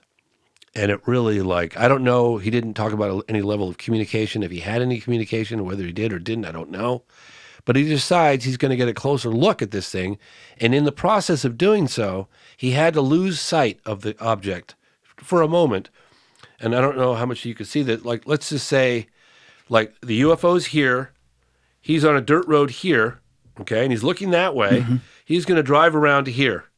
But in the process of driving from here to here, he loses contact with it just for a little bit. Well, then he gets here. What do you mean he lost contact with it? He couldn't see it visually for a second because he had to drive around a little hill and some bushes. And so he lost visual contact with the craft that was sitting on the ground with the two beings on the outside, okay? So he drives around, and now he's about 50 feet away from this thing, 60 feet, and he gets out of his car, and as he's getting out of the car to get a closer look, to walk towards this thing, he takes about 2 or 3 steps. He hears a clunk, and he used to be in the Army, and he said it sounded like that of a hatch of a tank. It was a very, like, you know, and he didn't see them get in it. He didn't see the door close. That's what he heard. He got about 3 or 4 strides towards this egg-shaped object that had a red symbol on the side of it, which, again, obfuscation, okay? Well, this was actually one of the good things to have happened. When the first military officer arrived on the scene from the Army, his name was Richard T. Holder, and Richard Holder asked him if he wouldn't mind to say that the symbol was something different than what it was, and that the original symbol was never released to the general public. We found it in the archives in Dr. Hynek's own handwriting, and we had a description of it from the initial leaks that came out from the reporters that were on scene before the military got there, and it was an inverted V with 3 lines. So we weren't sure. So what is that? Wait, so it would be like an that? A, basically, like this. With 3 lines through it? Yeah, with 3 lines. So we had thought that maybe it was a line here, a line here, and a line here. Like a pyramid. Yeah, but as it turns out, we found out for the first time, and I took this guy, Ray Stanford, who wrote the book on it, Socorro Saucer in a Pentagon Pantry. You could look that up too. And Ray had been fighting the general public and the UFO community for 50 years when I took him to the National Archives, and he was reluctant to want to go with me. We're not going to find anything, nothing new. I said, well, if you have that attitude, we're not going to find anything. I've researched. I said, let's go to the National Archives. So we go there, and lo and behold, I won't bore your audience with how it came about, but we got the original Project Blue Book files from that case, and they were original, not photocopies, not microfilm, original copies, original drawings. And we found the letter from Dr. Jalen Heidick, who investigated the case for the United States Air Force, of an inverted V and 3 lines. And what it was... And you verified it was his handwriting? Oh, 100%. Yeah. That was right out of the Air Force files.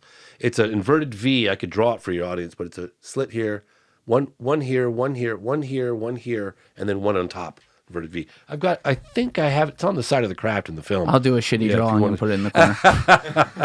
That's a little bit dangerously close to the pyramid angle, though. I don't know. What Richard Holder did was he got, actually it made sense.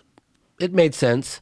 He got Lonnie to lie and say that it was something else, like a U-shaped thing with a line here and an arrow. Why? Because if there were any copycat people that wanted to be in the limelight that said I saw the same thing, and yes, that was a symbol on the side, then they'd immediately be able to identify a hoekster. And that's why they did. So it was smart. Very smart. Yeah, it was smart. So the truth about that never came out, but it, and it's funny actually. Again, there it was in the documentary. I did. Oh, God, this is great. You know what? I'll talk about this right now because this is pretty intense. If you want to hear. And you know what? I know I said this earlier, by the way. I just want you to be totally free-flowing. I had said once or twice early in the podcast, we're going to get to a moment of contact. Yeah. When I have a guest who's riding on some shit, we're riding on some shit and the plans are out the window. Keep going. We'll get there eventually. I've never gone public with this because... Okay, so... Oh, that's over. Let's go. All right, let me give you guys the truncated version because it's kind of cool. I interviewed, and when I tell you I stick my teeth into a case, I stuck my teeth into a case. Let me take a sip of water. I talked to this guy, Christopher O'Brien. He was like, you're doing a document, you're going to cover the Socorro, New Mexico case. And I'm going to remind your audience, it's probably only going to be 8 to 10 minutes max in an hour and a half or an hour and 40-minute film. But I want to get it right. And I want to get every aspect of it right. So I flew to the East Coast. I met with this guy, Ray Stanford, who wrote the book, Socorro Saucer at Pentagon Pantry, talking about the case. Apparently he was there within a week or so of it, saw the imprints, all this stuff. And in his book, Ray is talking about metal shavings from the landing gear of the craft that were recovered at the site. And Ray Stanford actually had those in his possession. Now, are they metal or metal shavings? Were they metal appearing? Because it could be some element we don't know about. So here's how he explained it to me. He said that, and I wasn't going to. In fact, I didn't even include this in the phenomenon. I didn't. So, and I had the rocks. Ray Stanford showed me the rocks. What happened? The landing gear came down. This thing was very, very heavy, and it broke this rock in half. It was a very hard rock, and it had a razor sharp edge. And the landing gear came down and hit that razor sharp edge of the freshly broken rock, and it peeled like a shaving. Very thin shaving, almost like when they make drinks and they get the orange and they get the little thing out and make those. Yeah. He said it was like that. Metal shavings. And he got those. He dropped one of them in tall grass, never found it. The other one went to a lab at NASA, and they determined that they were magnesium isotopes not found in the U.S., not found in the world, something like this. Is this what you had the Stanford doctor look at? No. Different thing? Yes. Because he was talking about isotopes. No? Yes. I'm not crazy? Yeah, no, you're not crazy. Okay, all right. Yeah, but that was a different thing. Okay. So this is Ray Stanford's story to me. And he's like, I took these in. He's like, I had them in my hands. And he took one he dropped in tall grass and never, I was like, you dropped it in tall grass and you never recovered? He goes, I looked up, I was on my hands and knees for hours. I don't know what happened. He was devastated. Talking about it 40 years later, he was devastated. So inconvenient. God damn. So he takes the other one to a lab at NASA, and the initial findings are astronomical. He's blown away, and he's like, oh my God. And then they're gone. And he's like, well, what do you mean they're gone? Well, we had to destroy him in the process of, So he was like, somebody stepped in, whatever. He said, my biggest regret was I trusted that, Anyway, so I heard about that, but I didn't cover it in the film. So I'm in the field. I'm in Socorro, New Mexico, and I'm interviewing his coworker. Now, his coworker worked out at the dump site. Now, Lonnie Zamora was a police officer, but because of the attention and the ridicule that he got, it was putting too much pressure on him, the town, his position as a police officer. Oh, you're the guy that, sees, Oh, I was speeding. Oh, yeah, coming from the guy who sees little green men, like, that kind of thing.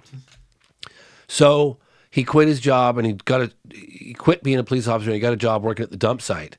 And he wanted to be at the dump site because he was away from everybody else. He didn't have to see anybody else, talk to anybody else. And he worked with this guy who I have on camera. I have this, everything I'm about to tell you I have on camera. None of it's been released. So I'm doing the interview.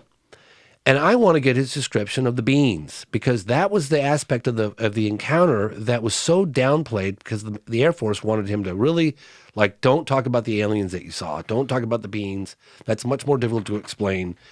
Anyway, so this guy did not want to meet with me. Oh my gosh, we found him and I took his wife Mary out there. We're like, got her involved, a call. And you have a gun to her head? Yeah, I got, and she didn't want to meet with either. The whole thing took a long time. This is a tight-knit community. You get a lot of people to meet with you who didn't want to meet with you. They did not want to get an outsider in this community. I'm telling you, it took time, and I had people that worked with me on the inside that were. Anyway, reluctantly, we managed to get him in his yard to go on camera. He's talking about. He said, James. He said. I worked with Lonnie, 28 years, 30 years, 35 years, a long time. Ever since he left the police force in 1964. And I think he retired in like 2003 or something like this. And he died in 2008. So, he said, I never talked to him about the alien encounter. And at the end of 30 years or 28 years, whatever it was, whatever period he was at the dump site, Lonnie came to him when he was retiring. He said, you offered me an opportunity. I'm so grateful. I want to thank you so much for the employment and this. And I got to work here. And his buddy goes, yeah, I just would like one thing. And Lonnie knew immediately what he was talking about. He goes, okay, I'll tell you. So then he tells him. And of course, he shared that with me. So in the process of this, he said, oh yeah, and real nonchalant. Oh, yeah, Lonnie still has metal shavings. I said, what? He goes, oh, yeah, Lonnie said he had the metal shavings. I said, metal shavings, and I immediately thought of Ray Stanford at the site who found metal shavings himself, and Lonnie... I don't know how much detail you guys want me to go into here, but Lonnie... All of it. Okay, so Lonnie, Ray Stanford, and Dr. Jalen Hynek are out at the site. Maybe about a few days after it happened. And Dr. Hynek was a debunker at this point. Now, this was a case that was a turning point for him individually, right? But still, he's working with the Air Force. So he's like, they're trying to get him to downplay.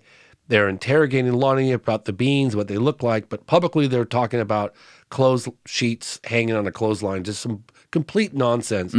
So Ray doesn't trust Dr. Hynek. Ray's independent. I'm not sure what organization he was with at the time, but it was a private organization.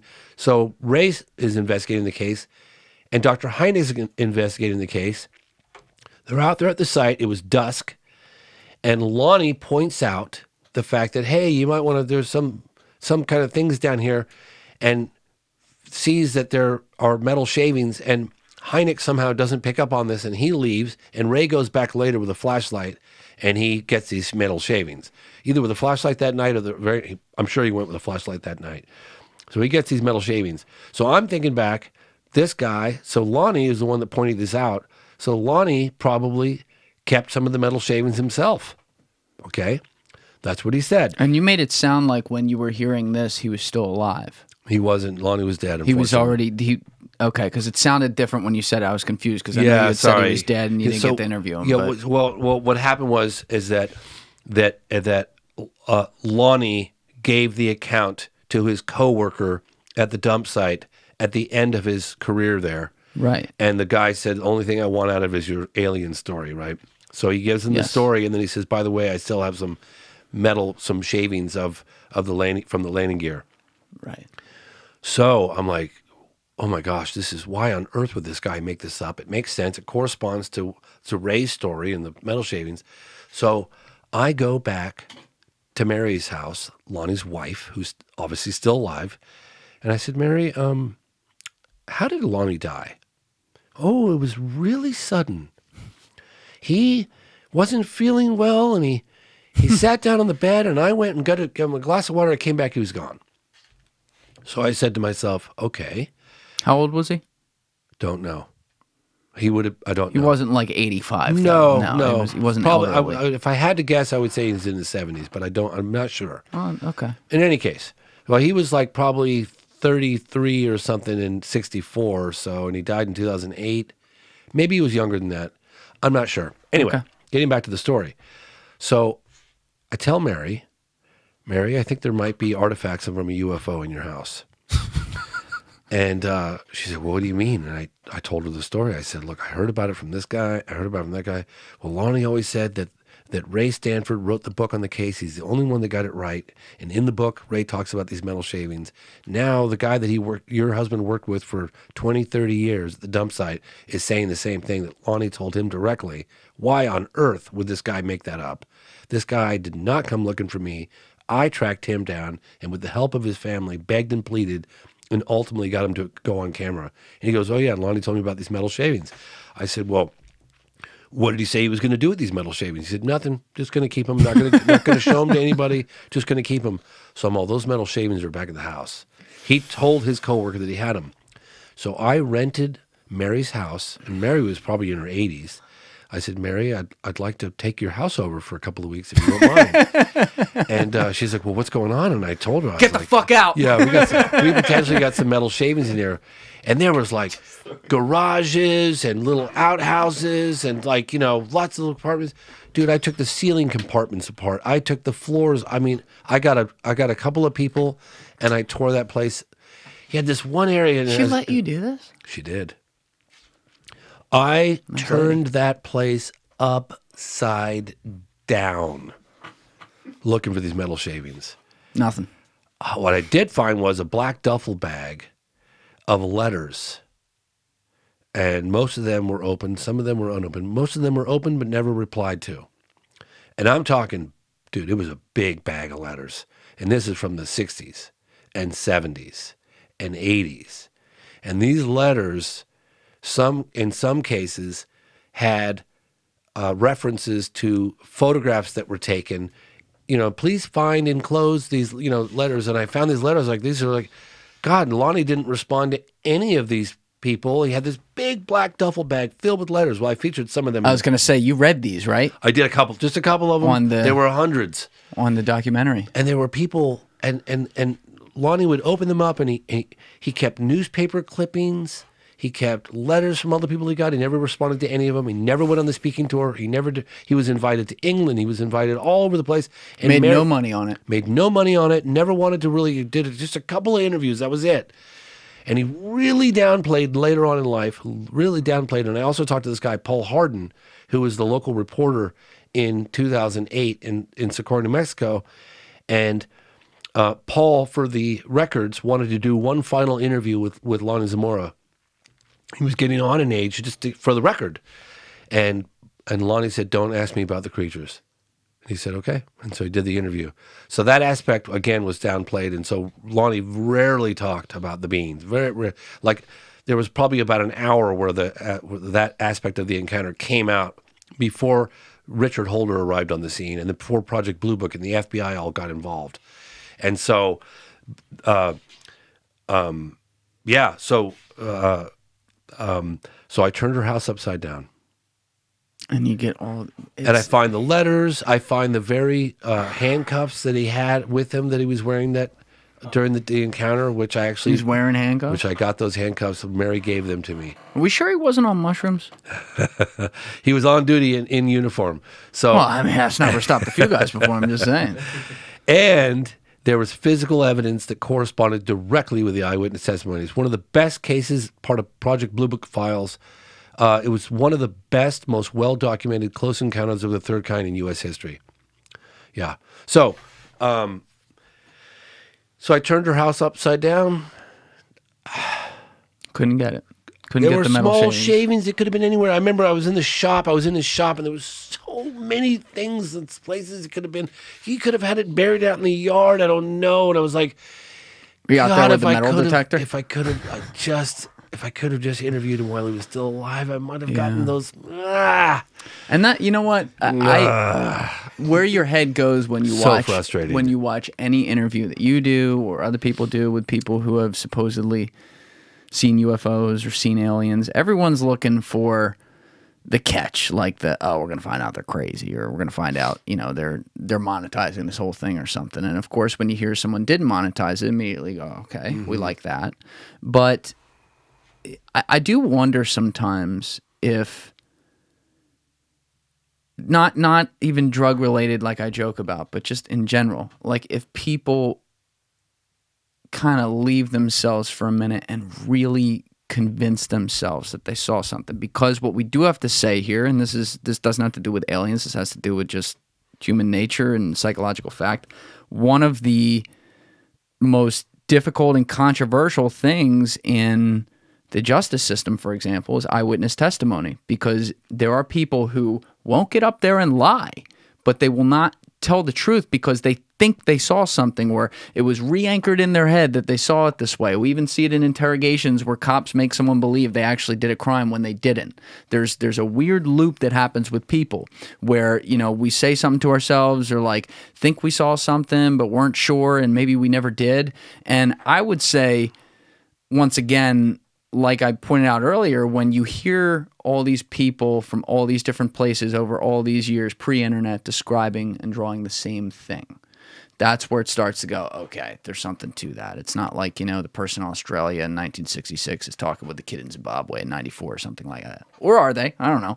But with some of the people you talk to, maybe the ones who don't draw out exactly what they saw, or who you only got to review archives, maybe you didn't even talk to them. Do you ever find yourself wondering if this person was just looking for meaning in their life, and or they actually think they saw something, but they really didn't? It might have been like a fucking shooting star or something like that. Couple things. One, the better the witness, the less likely they are to want to come forward. I go after witnesses very, very seldomly. Any witness approach me. When I go after a case, I will track witnesses down, and sometimes it takes years to get them to come forward. With moment of contact, some of those witnesses that we massage those witnesses for 15 years, 10 years, 5 years, 7 years. Oil or? I like fucking with people. We have fun in here. Yeah. More, Happy ending, everything. Hey, whatever we're willing to do in our relentless pursuit of truth here. No, but my point is that the better the witness, the less likely they are to want to come forward willingly. Yeah. Okay? 2, good point. We're dealing with one of two things, and this is just the bottom line.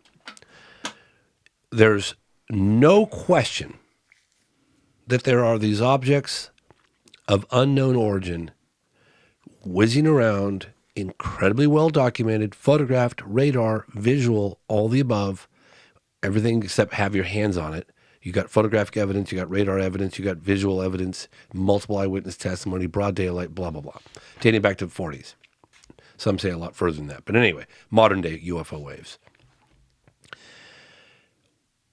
Those are real. They display a technology that is light years advanced from anything that we even have today. They've got no wings, no tail, no visible means of propulsion.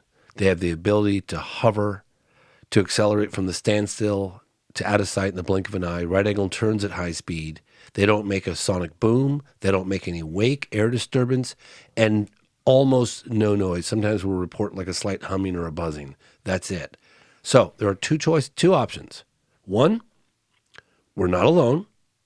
Or 2, some foreign power or the United States has been in possession of revolutionary technology, light years advanced from what we see today, for over 75 years. So, Russia, China. Now, what seems more likely? That we're not alone, or that someone's been in possession of this technology? And if you look back at the historical records, and we show some of that in the phenomenon, this stuff. And then, of course, you've got the aspects that's not even mentioned in all today's reports that are going on, that the United States Air Force categorized the 3 different types of sightings. Yeah, like you laid out. Yeah. Yeah, close encounter of the third kind. Beings associated. Well, guess what? If there are beings associated and they don't look like us with a craft that's displaying this kind of technology, plus you got the beings that don't look anything human-like, that's a pretty good indication that we're not alone, right? So it's one or the other. So two things here. I want to get your thoughts on these. First is, I am at a point, and really Alessi here is responsible for getting me really into aliens when he went and did the stuff with you and was telling me all about it. I'd always thought about it, but never. I was never one of these guys. I was a big YouTube documentary guy, not on aliens, right?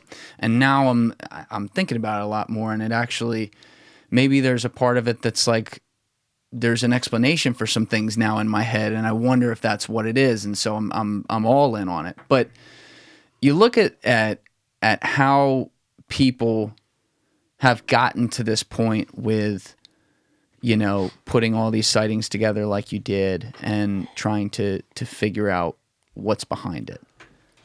To the people that immediately dismiss all this, even after hearing some of it, if they have, the one thing I'd say is I actually think it's kind of narcissistic for us on Earth as humankind to actually think that out in the galaxy that we do not know how big it is. It could be endless, like literally endless. It could be simulations, whatever.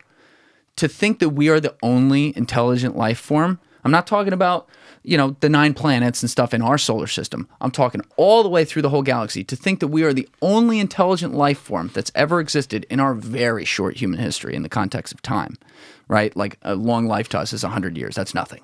The humans have been around there's arguments over that, but not that long. It seems to me very selfish to assume that could be true, especially given the fact you look at the exponential curve of technology and how we've developed it over time, and it's still, as of this moment, exponential. They say at some point that'll end, but who knows? Who knows when that is?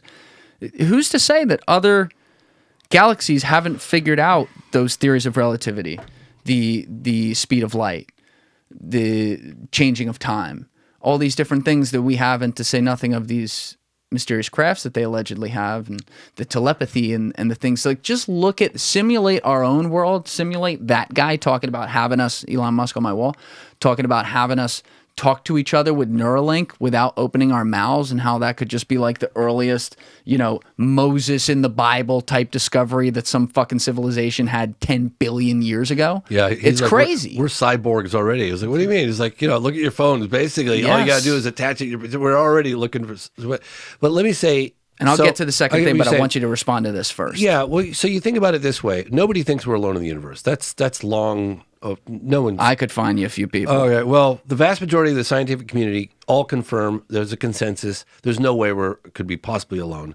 The likelihood or probability of other life, look, we exist out there, is just a 100%. Yes. That's pretty much, that's the overwhelming majority of scientific perspective, views, whatever. The question is it coming here? And then I hear people like Neil deGrasse Tyson, which I have tremendous respect for. Took the words out of my mouth. Yeah, I hear him talk about this, and I'm like, you are one of the brightest people but you are being really stupid when it comes to this whole thing. He's like, why would they be interested in us? Well, or something. Yeah, well, but you have to ask yourself, okay, let's just suspend judgment and all imagine for a moment that there was a highly advanced extraterrestrial race or whatever. This is hypothetical, okay? Let's suspend judgment. What if Earth was under some sort of surveillance or observation, okay? But overt contact wasn't made for whatever reason. I don't know. One can speculate until you're blue in the face, but whatever. So we're under some sort of observation by a highly advanced extraterrestrial civilization, okay? What evidence might we have of that if it were true? Possibly, maybe some photographic, maybe some periodically people see it, they slip up, who knows? photograph it. Maybe they pick it up on radar as our technology advances over the last 75 years, more radar data, more sensors, more abilities to pick these things up. The fact that maybe we are under someone's watch. I'm just saying, if it were true and if that were, what evidence might we have? Well, guess what? We have all of that evidence. That's irrefutable. I mean, it's the Air Force even admits it. Even now, the intelligence community telling that UFOs are real. We just don't know what they are. Well, you hear the same stories. That's why I start off in the phenomenon with an encounter with a flying saucer back in 1955 by a colonel in the United States Air Force. What was his name again? Colonel William T. Coleman. Yeah. I rented a B-25 bomber, for World War II bomber, for that sighting because it's so significant. And I juxtapose that encounter in 1955 with a pilot, with a World War II pilot, Air Force colonel, head of Project Blue Book for a while, up against David Fravor in 2004, flying the state-of-the-art Navy fighter jet, right? And you listen to the both of them talking about this observed technology, and the parallels are uncanny, okay? How it, appears here, boom, it's over there, takes off, blink of an eye, so this has been well documented, okay? Why don't they make themselves overtly known? Why don't they land on the White House lawn? Why? All they'd have to do is hover over the Macy's Day Parade. Guess what, guys? Game over. Tens of thousands of witnesses, cameras everywhere. They don't do that. They've done some pretty remarkable things. Like if you look at 1997, the Phoenix Lights, that craft was over a mile or 2 miles across. I even interviewed the governor of Arizona. Fife Symington saw it. It was witnessed by tens of thousands of people across the state of Arizona on March 13th, 1997, from about 5 o'clock to 7 o'clock in the evening.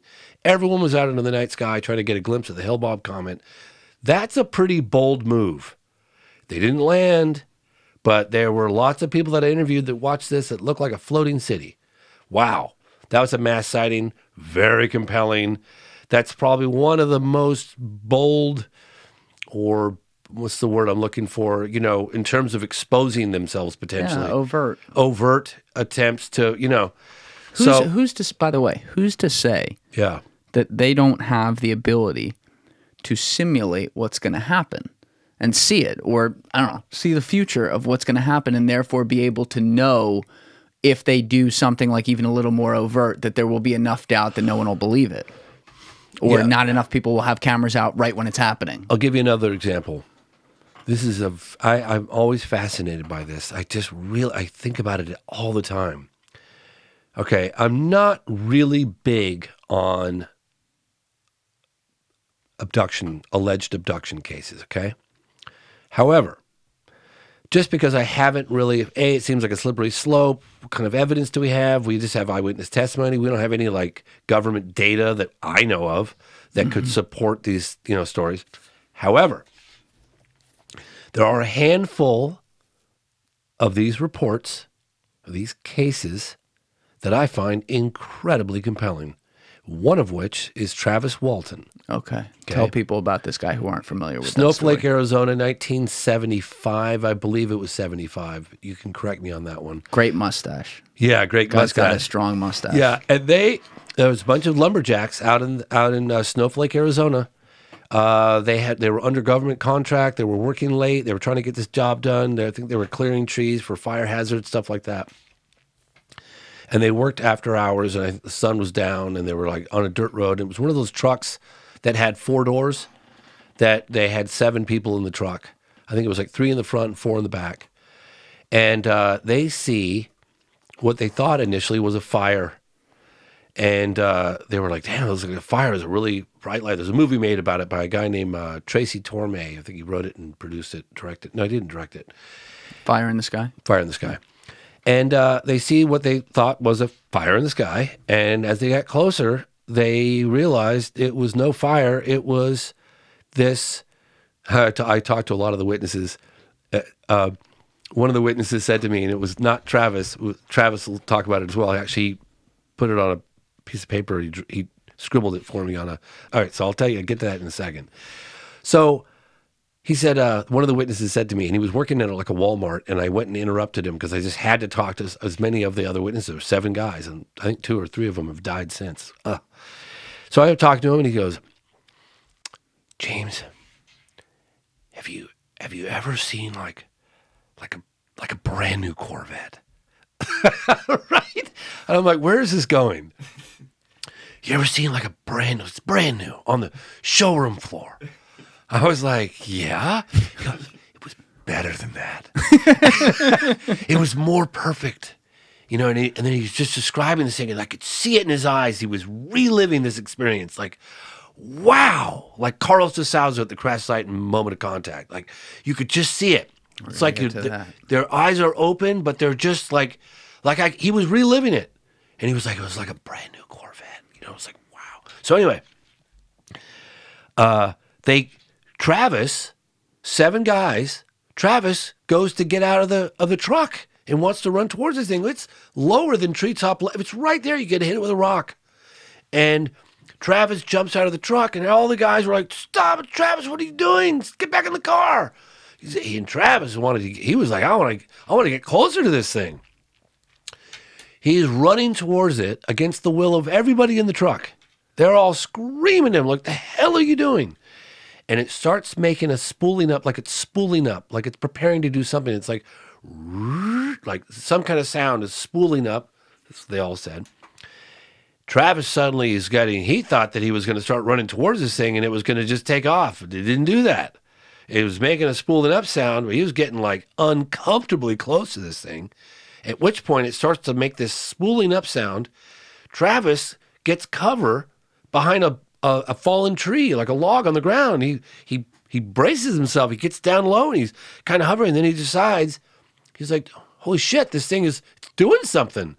And like this, and he's like, and they're screaming at him, Al, get back over here, get over here. So he gets up from behind the log to make a run for the truck, and some kind of like force field hits him, knocks him like a Raggedy Ann doll, dude. He flies like 60 feet back. He looks like a Raggedy Ann doll. His head? Don't know. He flew backwards. Flew back like a Raggedy Ann doll is how they described it. They hit the gas. The driver hits the gas pedal, leaves Travis for dead. Leaves Great Travis friend. for dead. Yeah, I know. Fuck off, Travis. He's thinking, we're next. He hits the gas pedal. They get like maybe a half a mile or a mile down the road, and they're screaming and arguing in the car. And the driver's like, I have got to go back. I cannot leave him out there. We have to go back. We're getting out. We're not going to go back. You know, don't go back. So he says, well, I'm going back. I don't care what you guys do. You guys can stay here for all I care. I'm going back. So they all decided, look, we're better off sticking together. So let's stick together. So they stayed in the truck. They went back. UFO gone. Travis gone. So now these guys are going down to the authorities, right? 6 of them, because, you know, I guess there were 7 in all. Travis is gone. So like to report an alien abduction? Exactly. Like, so they go down to the authorities. They tell them what happened. Of course, the stick them in the drunk tank. Yeah, they tell them what happened, and they're all under pretty much suspicion of murder. So now it's a murder case. They killed. They went right there. Absolutely. So they get the dogs to go find the body. They're like, you killed him. You buried him. We're all going to go find him. So they start this intensive manhunt. Excuse me. I don't know how many days it goes on for, but days. Travis, 5 days later, 6 days later, reappears. He's on the outskirts of town. He's not where he was picked up.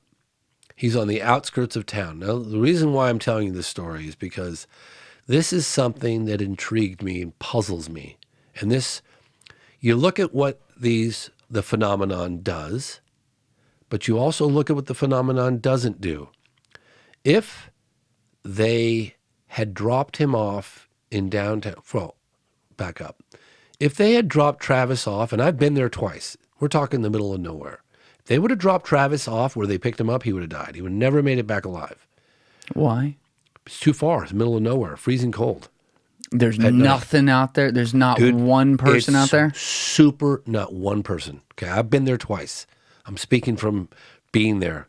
And it's cold in November in Arizona? He was in the middle of nowhere. Trust me, he would not have made it back. He was already weak. Okay. So he gets dropped off on the outskirts of town. Now, If they would have dropped him off where they picked him up, he wouldn't have made it. Chances are he would not have made it. Okay, I don't even know how many days he'd been without food. He was weak, and but he doesn't get dropped off in town, because if they dropped him off in town, the likelihood of them being seen, they would have exposed themselves. They dropped him off in an area that was like kind of down in a valley. Came down, and the first thing that he remembers, he woke up. He was on the ground, and he looked up and he saw the craft taking off above him, and it was right near a phone booth, and he makes the call, and all the rest is history. But I always think to myself, they cared about his well-being. Maybe it wasn't an abduction. Maybe it was them. Maybe he got exposed to the force field of the propulsion of that craft, and that knocked him back like a Raggedy Ann doll, and it stopped his heart. They wanted to be like, you good? Yeah, so they took him aboard, and they brought him back to life, and then they dropped him off on the outskirts. So maybe they accidentally hurt. Maybe he got too close, and they didn't like shoot a ray beam and try to kill him. Because he doesn't remember. Fill me in on this again. This was does. a while ago. I heard his podcast a couple of years ago. He doesn't remember anything that happened up there. He does remember about 5 minutes. And what does he say he saw? There's a movie about it called Fire in the Sky. I talked about that earlier, but it's not accurate. Unfortunately, it's accurate up to the point in which he goes aboard the craft, allegedly. He wakes up blurry-eyed on a stainless steel table. This is from his mouth to my ears. He wakes up on a stainless steel table, and he's got it's blurry, and he's on his back, and his eyes are blurry, and he sees this like creatures, people, doesn't know what he's looking at. And he's slowly regaining his consciousness, and he sees these little quintessential alien beings, the grays, I guess the big almond-shaped eyes and big heads, and he's absolutely terrified. He jumps up off the table. He's feeling weak. He grabs some kind of instrument or something that he has, and he's using it as a weapon. And he said he hit one of them as he swiped his hand away. And he said he couldn't believe how light it was. Like he thought it would be more mass to it, but Pussy. It was kind of light. In the gym. Yeah, and he took a very defensive stance against it. He was terrified, and they left. They left the room, and they went to the right, and he exited the room, and he went to the left. And he said that if you could imagine it was a tunnel, like a long corridor, like a hallway, but it was all one sheet of like a polished aluminum, but no rivets, no welding seam, all smooth, like one piece. And he said it was hard to breathe, and that his shoulders were rubbing up against both sides of this thing. It was small, and he was making his way through, and he down this hallway, and he looked off to the left, and he saw an opening, and he saw a chair in a big kind of empty room with all kind of these controls on it. And I guess he sat in the chair, and he started pushing the buttons, thinking, how can I get out of here? And all of a sudden, a big three-dimensional field appeared, star chart appeared, and things were moving around, and he thought, oh my God, maybe I'm on a spaceship, and I'm going to crash this thing. I don't know what I'm doing. And just then, two human-looking people walk in with these tight-fitting suits on, and they had glass bubbles over their faces. Human-looking. Human-looking. They said they were perfect. It's not like the other... No, and he goes, thank God you're here to help me. Like, Jesus. And he's looking at these tight-fitting suits. How tall were they? 6 feet, 5, 6 feet. I mean, they were human-looking. And he said they were perfectly beautiful. And the man, looked like they were, I don't know, 25, 30 years old, man. Perfect. They were just gorgeous. A man and a woman. I said, it was no question it was a woman. And he was talking to them. Thank God you're here. Oh my God, you're here to save me. And they didn't say anything to him. They didn't respond, didn't say anything. And they took him out of the room, and they escorted him down the hallway. And then he came out by force, or like they said, "You're coming with me." Yeah, no, didn't okay. No, it was not non-negotiable. Took him out, and he said he came down like a ramp out of whatever he was in, like if he was in a small spacecraft. He said that the small spacecraft was either in a hangar or it was in the belly of a massive. And I said, "What do you mean?" He goes, "Well, there were lots of different sizes of landed disc-shaped UFOs. Some of them were smaller, some of them were quite big, and it was either a massive hangar like massive hangar on a planet somewhere, or it was a massive hangar inside the belly of a big spaceship. He didn't know. He was just describing what he saw. And they escorted him out. They walked him out. And then I think it was another person that took a cloth or some kind of chemical thing and tried to put it over. He said he put up a fight, tried to stop whatever they were doing. Okay. To put that cloth over, and then and he was trying to fight it. Like he was like, "Are they trying to kill me? What are they doing?" Like he was trying to fight it, but he said, "I was so weak and feeble, I couldn't defend myself." And then he woke up, and the thing was taken off, and 5 days had gone by. Are we sure he didn't like die and like he's kicking Muhammad or Jesus or some shit, and they're like, send him back? Yeah. So all the guys go down into Snowflake, Arizona, in 1970. I think it's 75. I'm sorry, I don't have the exact date. It was 75. It was 75. It was 75. Okay. November 5th, 75. Okay. So and they tell the authorities, like, and nobody believed them. Nobody believed them. Of course they didn't believe them. I mean, it's 1975. Yeah.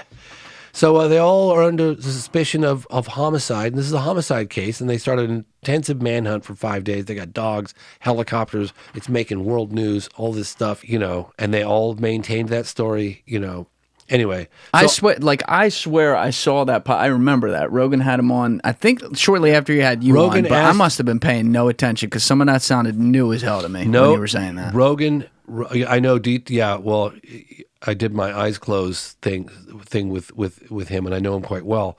And I went there twice to the takeoff to the site. And you remember in Moment of Contact when we took the crash witness back to the site? Yeah. Remember how he behaves when he finds it? Oh, we're gonna get to that. I saw the look on Travis Walton's face when we took him to that site for the first time in years.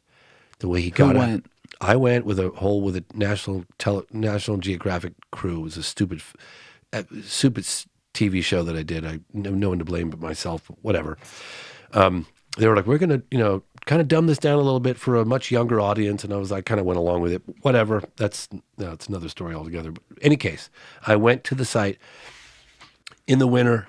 It might have been November. But in any case, it was in the winter. There was snow. And Travis just got this like blinder on.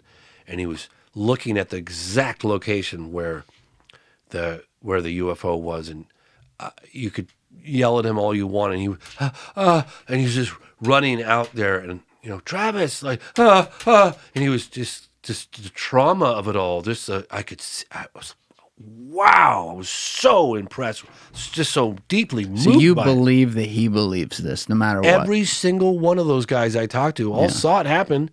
You think they're going to go into town and tell them their friend was abducted by a flying saucer? Yes. Like, that's no one in their right mind is going to believe that. I could see a few 21, 22-year-olds trying to get a little laugh. Then he disappears for 5 days, and exhausted. The other thing is one of them hated him. One of them actually got in a fight with him the other day. I'm pretty sure. They were at the actual they're at the site, and one of them was pissed off because he said something about his girlfriend or something. Yeah. Like So that. one of them was dating. I think he was dating somebody's sister or something. Yeah. But in any case, they got. I know there were some disgruntled witnesses because Travis got all the attention. Travis is like travels the world and goes to conferences and shares his story because it's a phenomenal story. Yeah. I mean, it's what I like about it is how many eyewitnesses there were. I like multiple eyewitness cases. Those I find particularly of interest because they all have to be lying and then passing lie detector tests and maintaining the same story since 1975.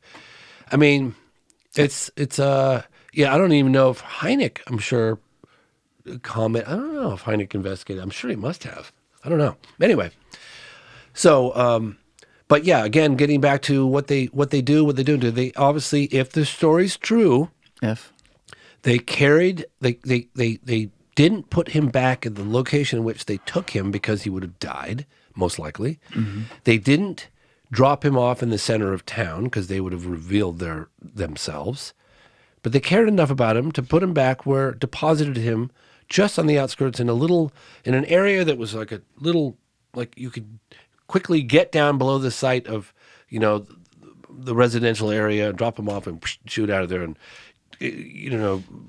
chances are you would remain unspotted, unseen. Yeah. I can't even. I think about that. Like if that was true too. Yeah. Like if it is true, imagine living your whole life with that.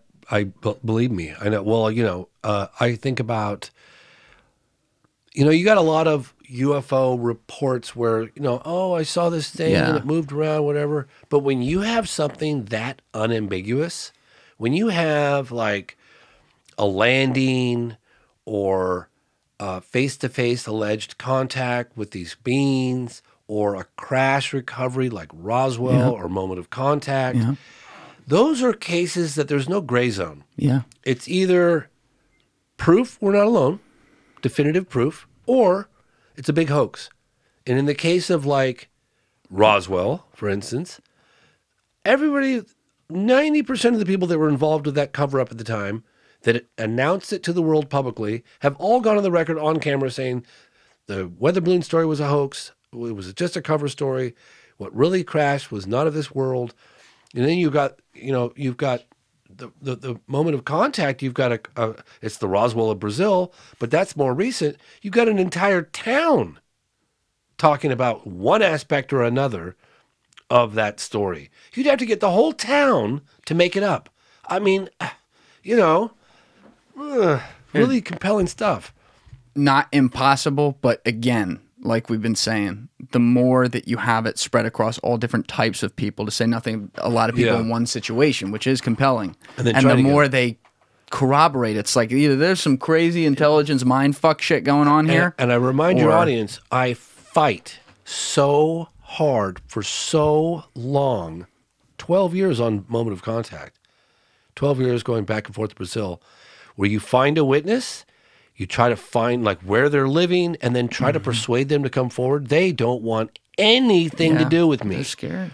That changes your perspective because you're not getting someone out, hey, I saw this, come talk to me. It's like, no, you're finding them and then you're trying to spend years persuading them, convincing them this is going to be safe, this is going to be okay, we're going to take the story seriously, you're going to be in good hands, you're going to be in good company. And the more exposure you have, the less likely the military is going to screw around with you. I'm just thinking of this because you say that, though, and this was something you've touched on today. I can't remember if you said this earlier, so I apologize if this was already said, but did David Fravor get approached, or did he... Well, it came out. It came out because of what Christopher Mellon did. Christopher Mellon did, but then, like, people didn't know David Fravor's name. They just knew there was the Nimitz or something like that. Yeah. So did he approach somebody, or did someone find him? The New York...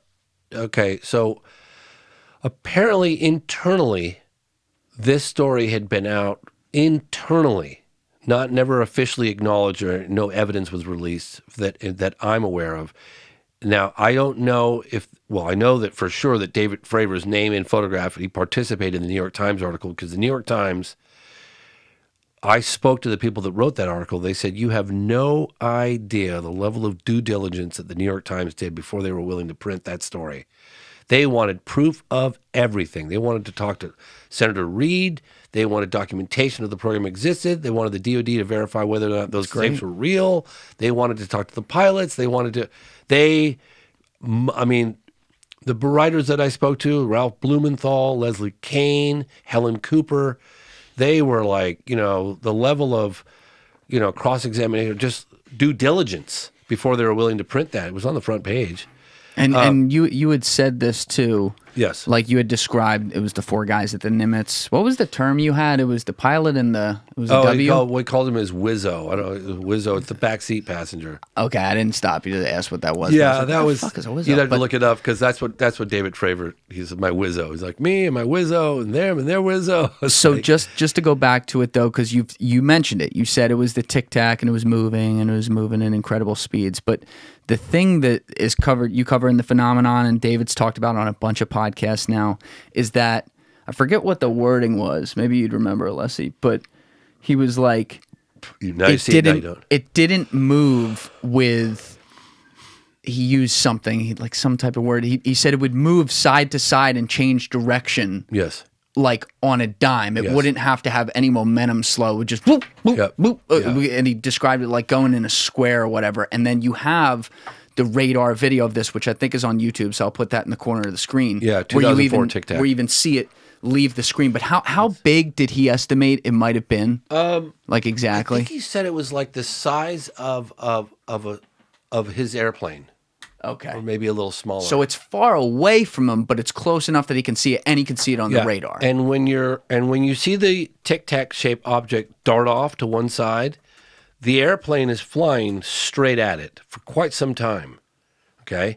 And then it shoots off quickly off to one side. Now, David Fravor is so funny. I was talking to you earlier about you take the parallels between eyewitnesses, pilots in the 40s and 50s, and then you juxtapose them with David Fravor and some of the more recent sightings.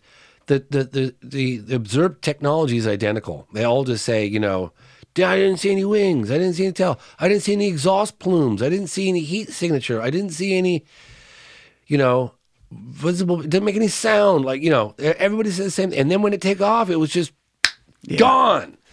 It's just amazing, And then you have like, how much evidence can you get if you can't get your hand on the actual craft? All you can get is sensor data.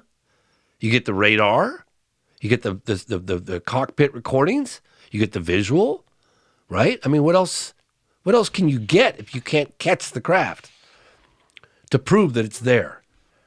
Because the question there is that some unbelievable like technology that we don't have, which goes to that question, but also like going back to Travis Walton one, is I must have dozed off during that podcast. I would remember that, but seeing it, he describes it different than everyone else. They're humans. Yes. Like what if that's but one not of them? The first ones he saw. Not the first ones were when he woke up on the table. When he woke up on the table and freaked out, those were big heads, big almond-shaped eyes. All right, take that back. Yep. He saw those first, and then he saw these two. There's so much here, man. Isn't it crazy? And how do you keep this straight? Yeah, well, here's the thing. There is so much bullshit out there, obfuscation. Okay, that's our word of this podcast. Because if you throw in a bunch of alien babies floating in incubators at Alpha Centauri, boy, that just gets the scientific community to just go, I'm not going anywhere near any of that bullshit.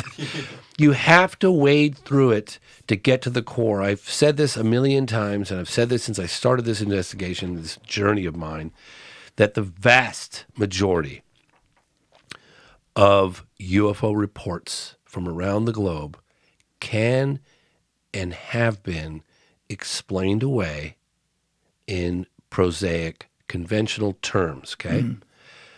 Weather balloons, misidentified aircraft, lightning phenomena, whatever, right? However, there's a core 10 or 15% credible observers of incredible things. And those cases are the ones that I focus on. Everything else is just noise. Sure, UFOs can be weather balloons. Sure, they could be flocks of geese. Sure, they could be a super secret stealth military craft at Lockheed, whatever. Yes, all the above, no question. The question is, are any of them proof that we're not alone? And I would say yes. In fact, most of the people in the military that I've talked to, like I remember this one interview I did. It's so funny. I was like, well, talking to this military guy in England, what do you think it is? Like, what are we? He just went like that. It comes from up there. Yeah, and they've, they'll tell you, and that's another reason why I'm embarking on this new project, this new film project, because hold, don't say it yet.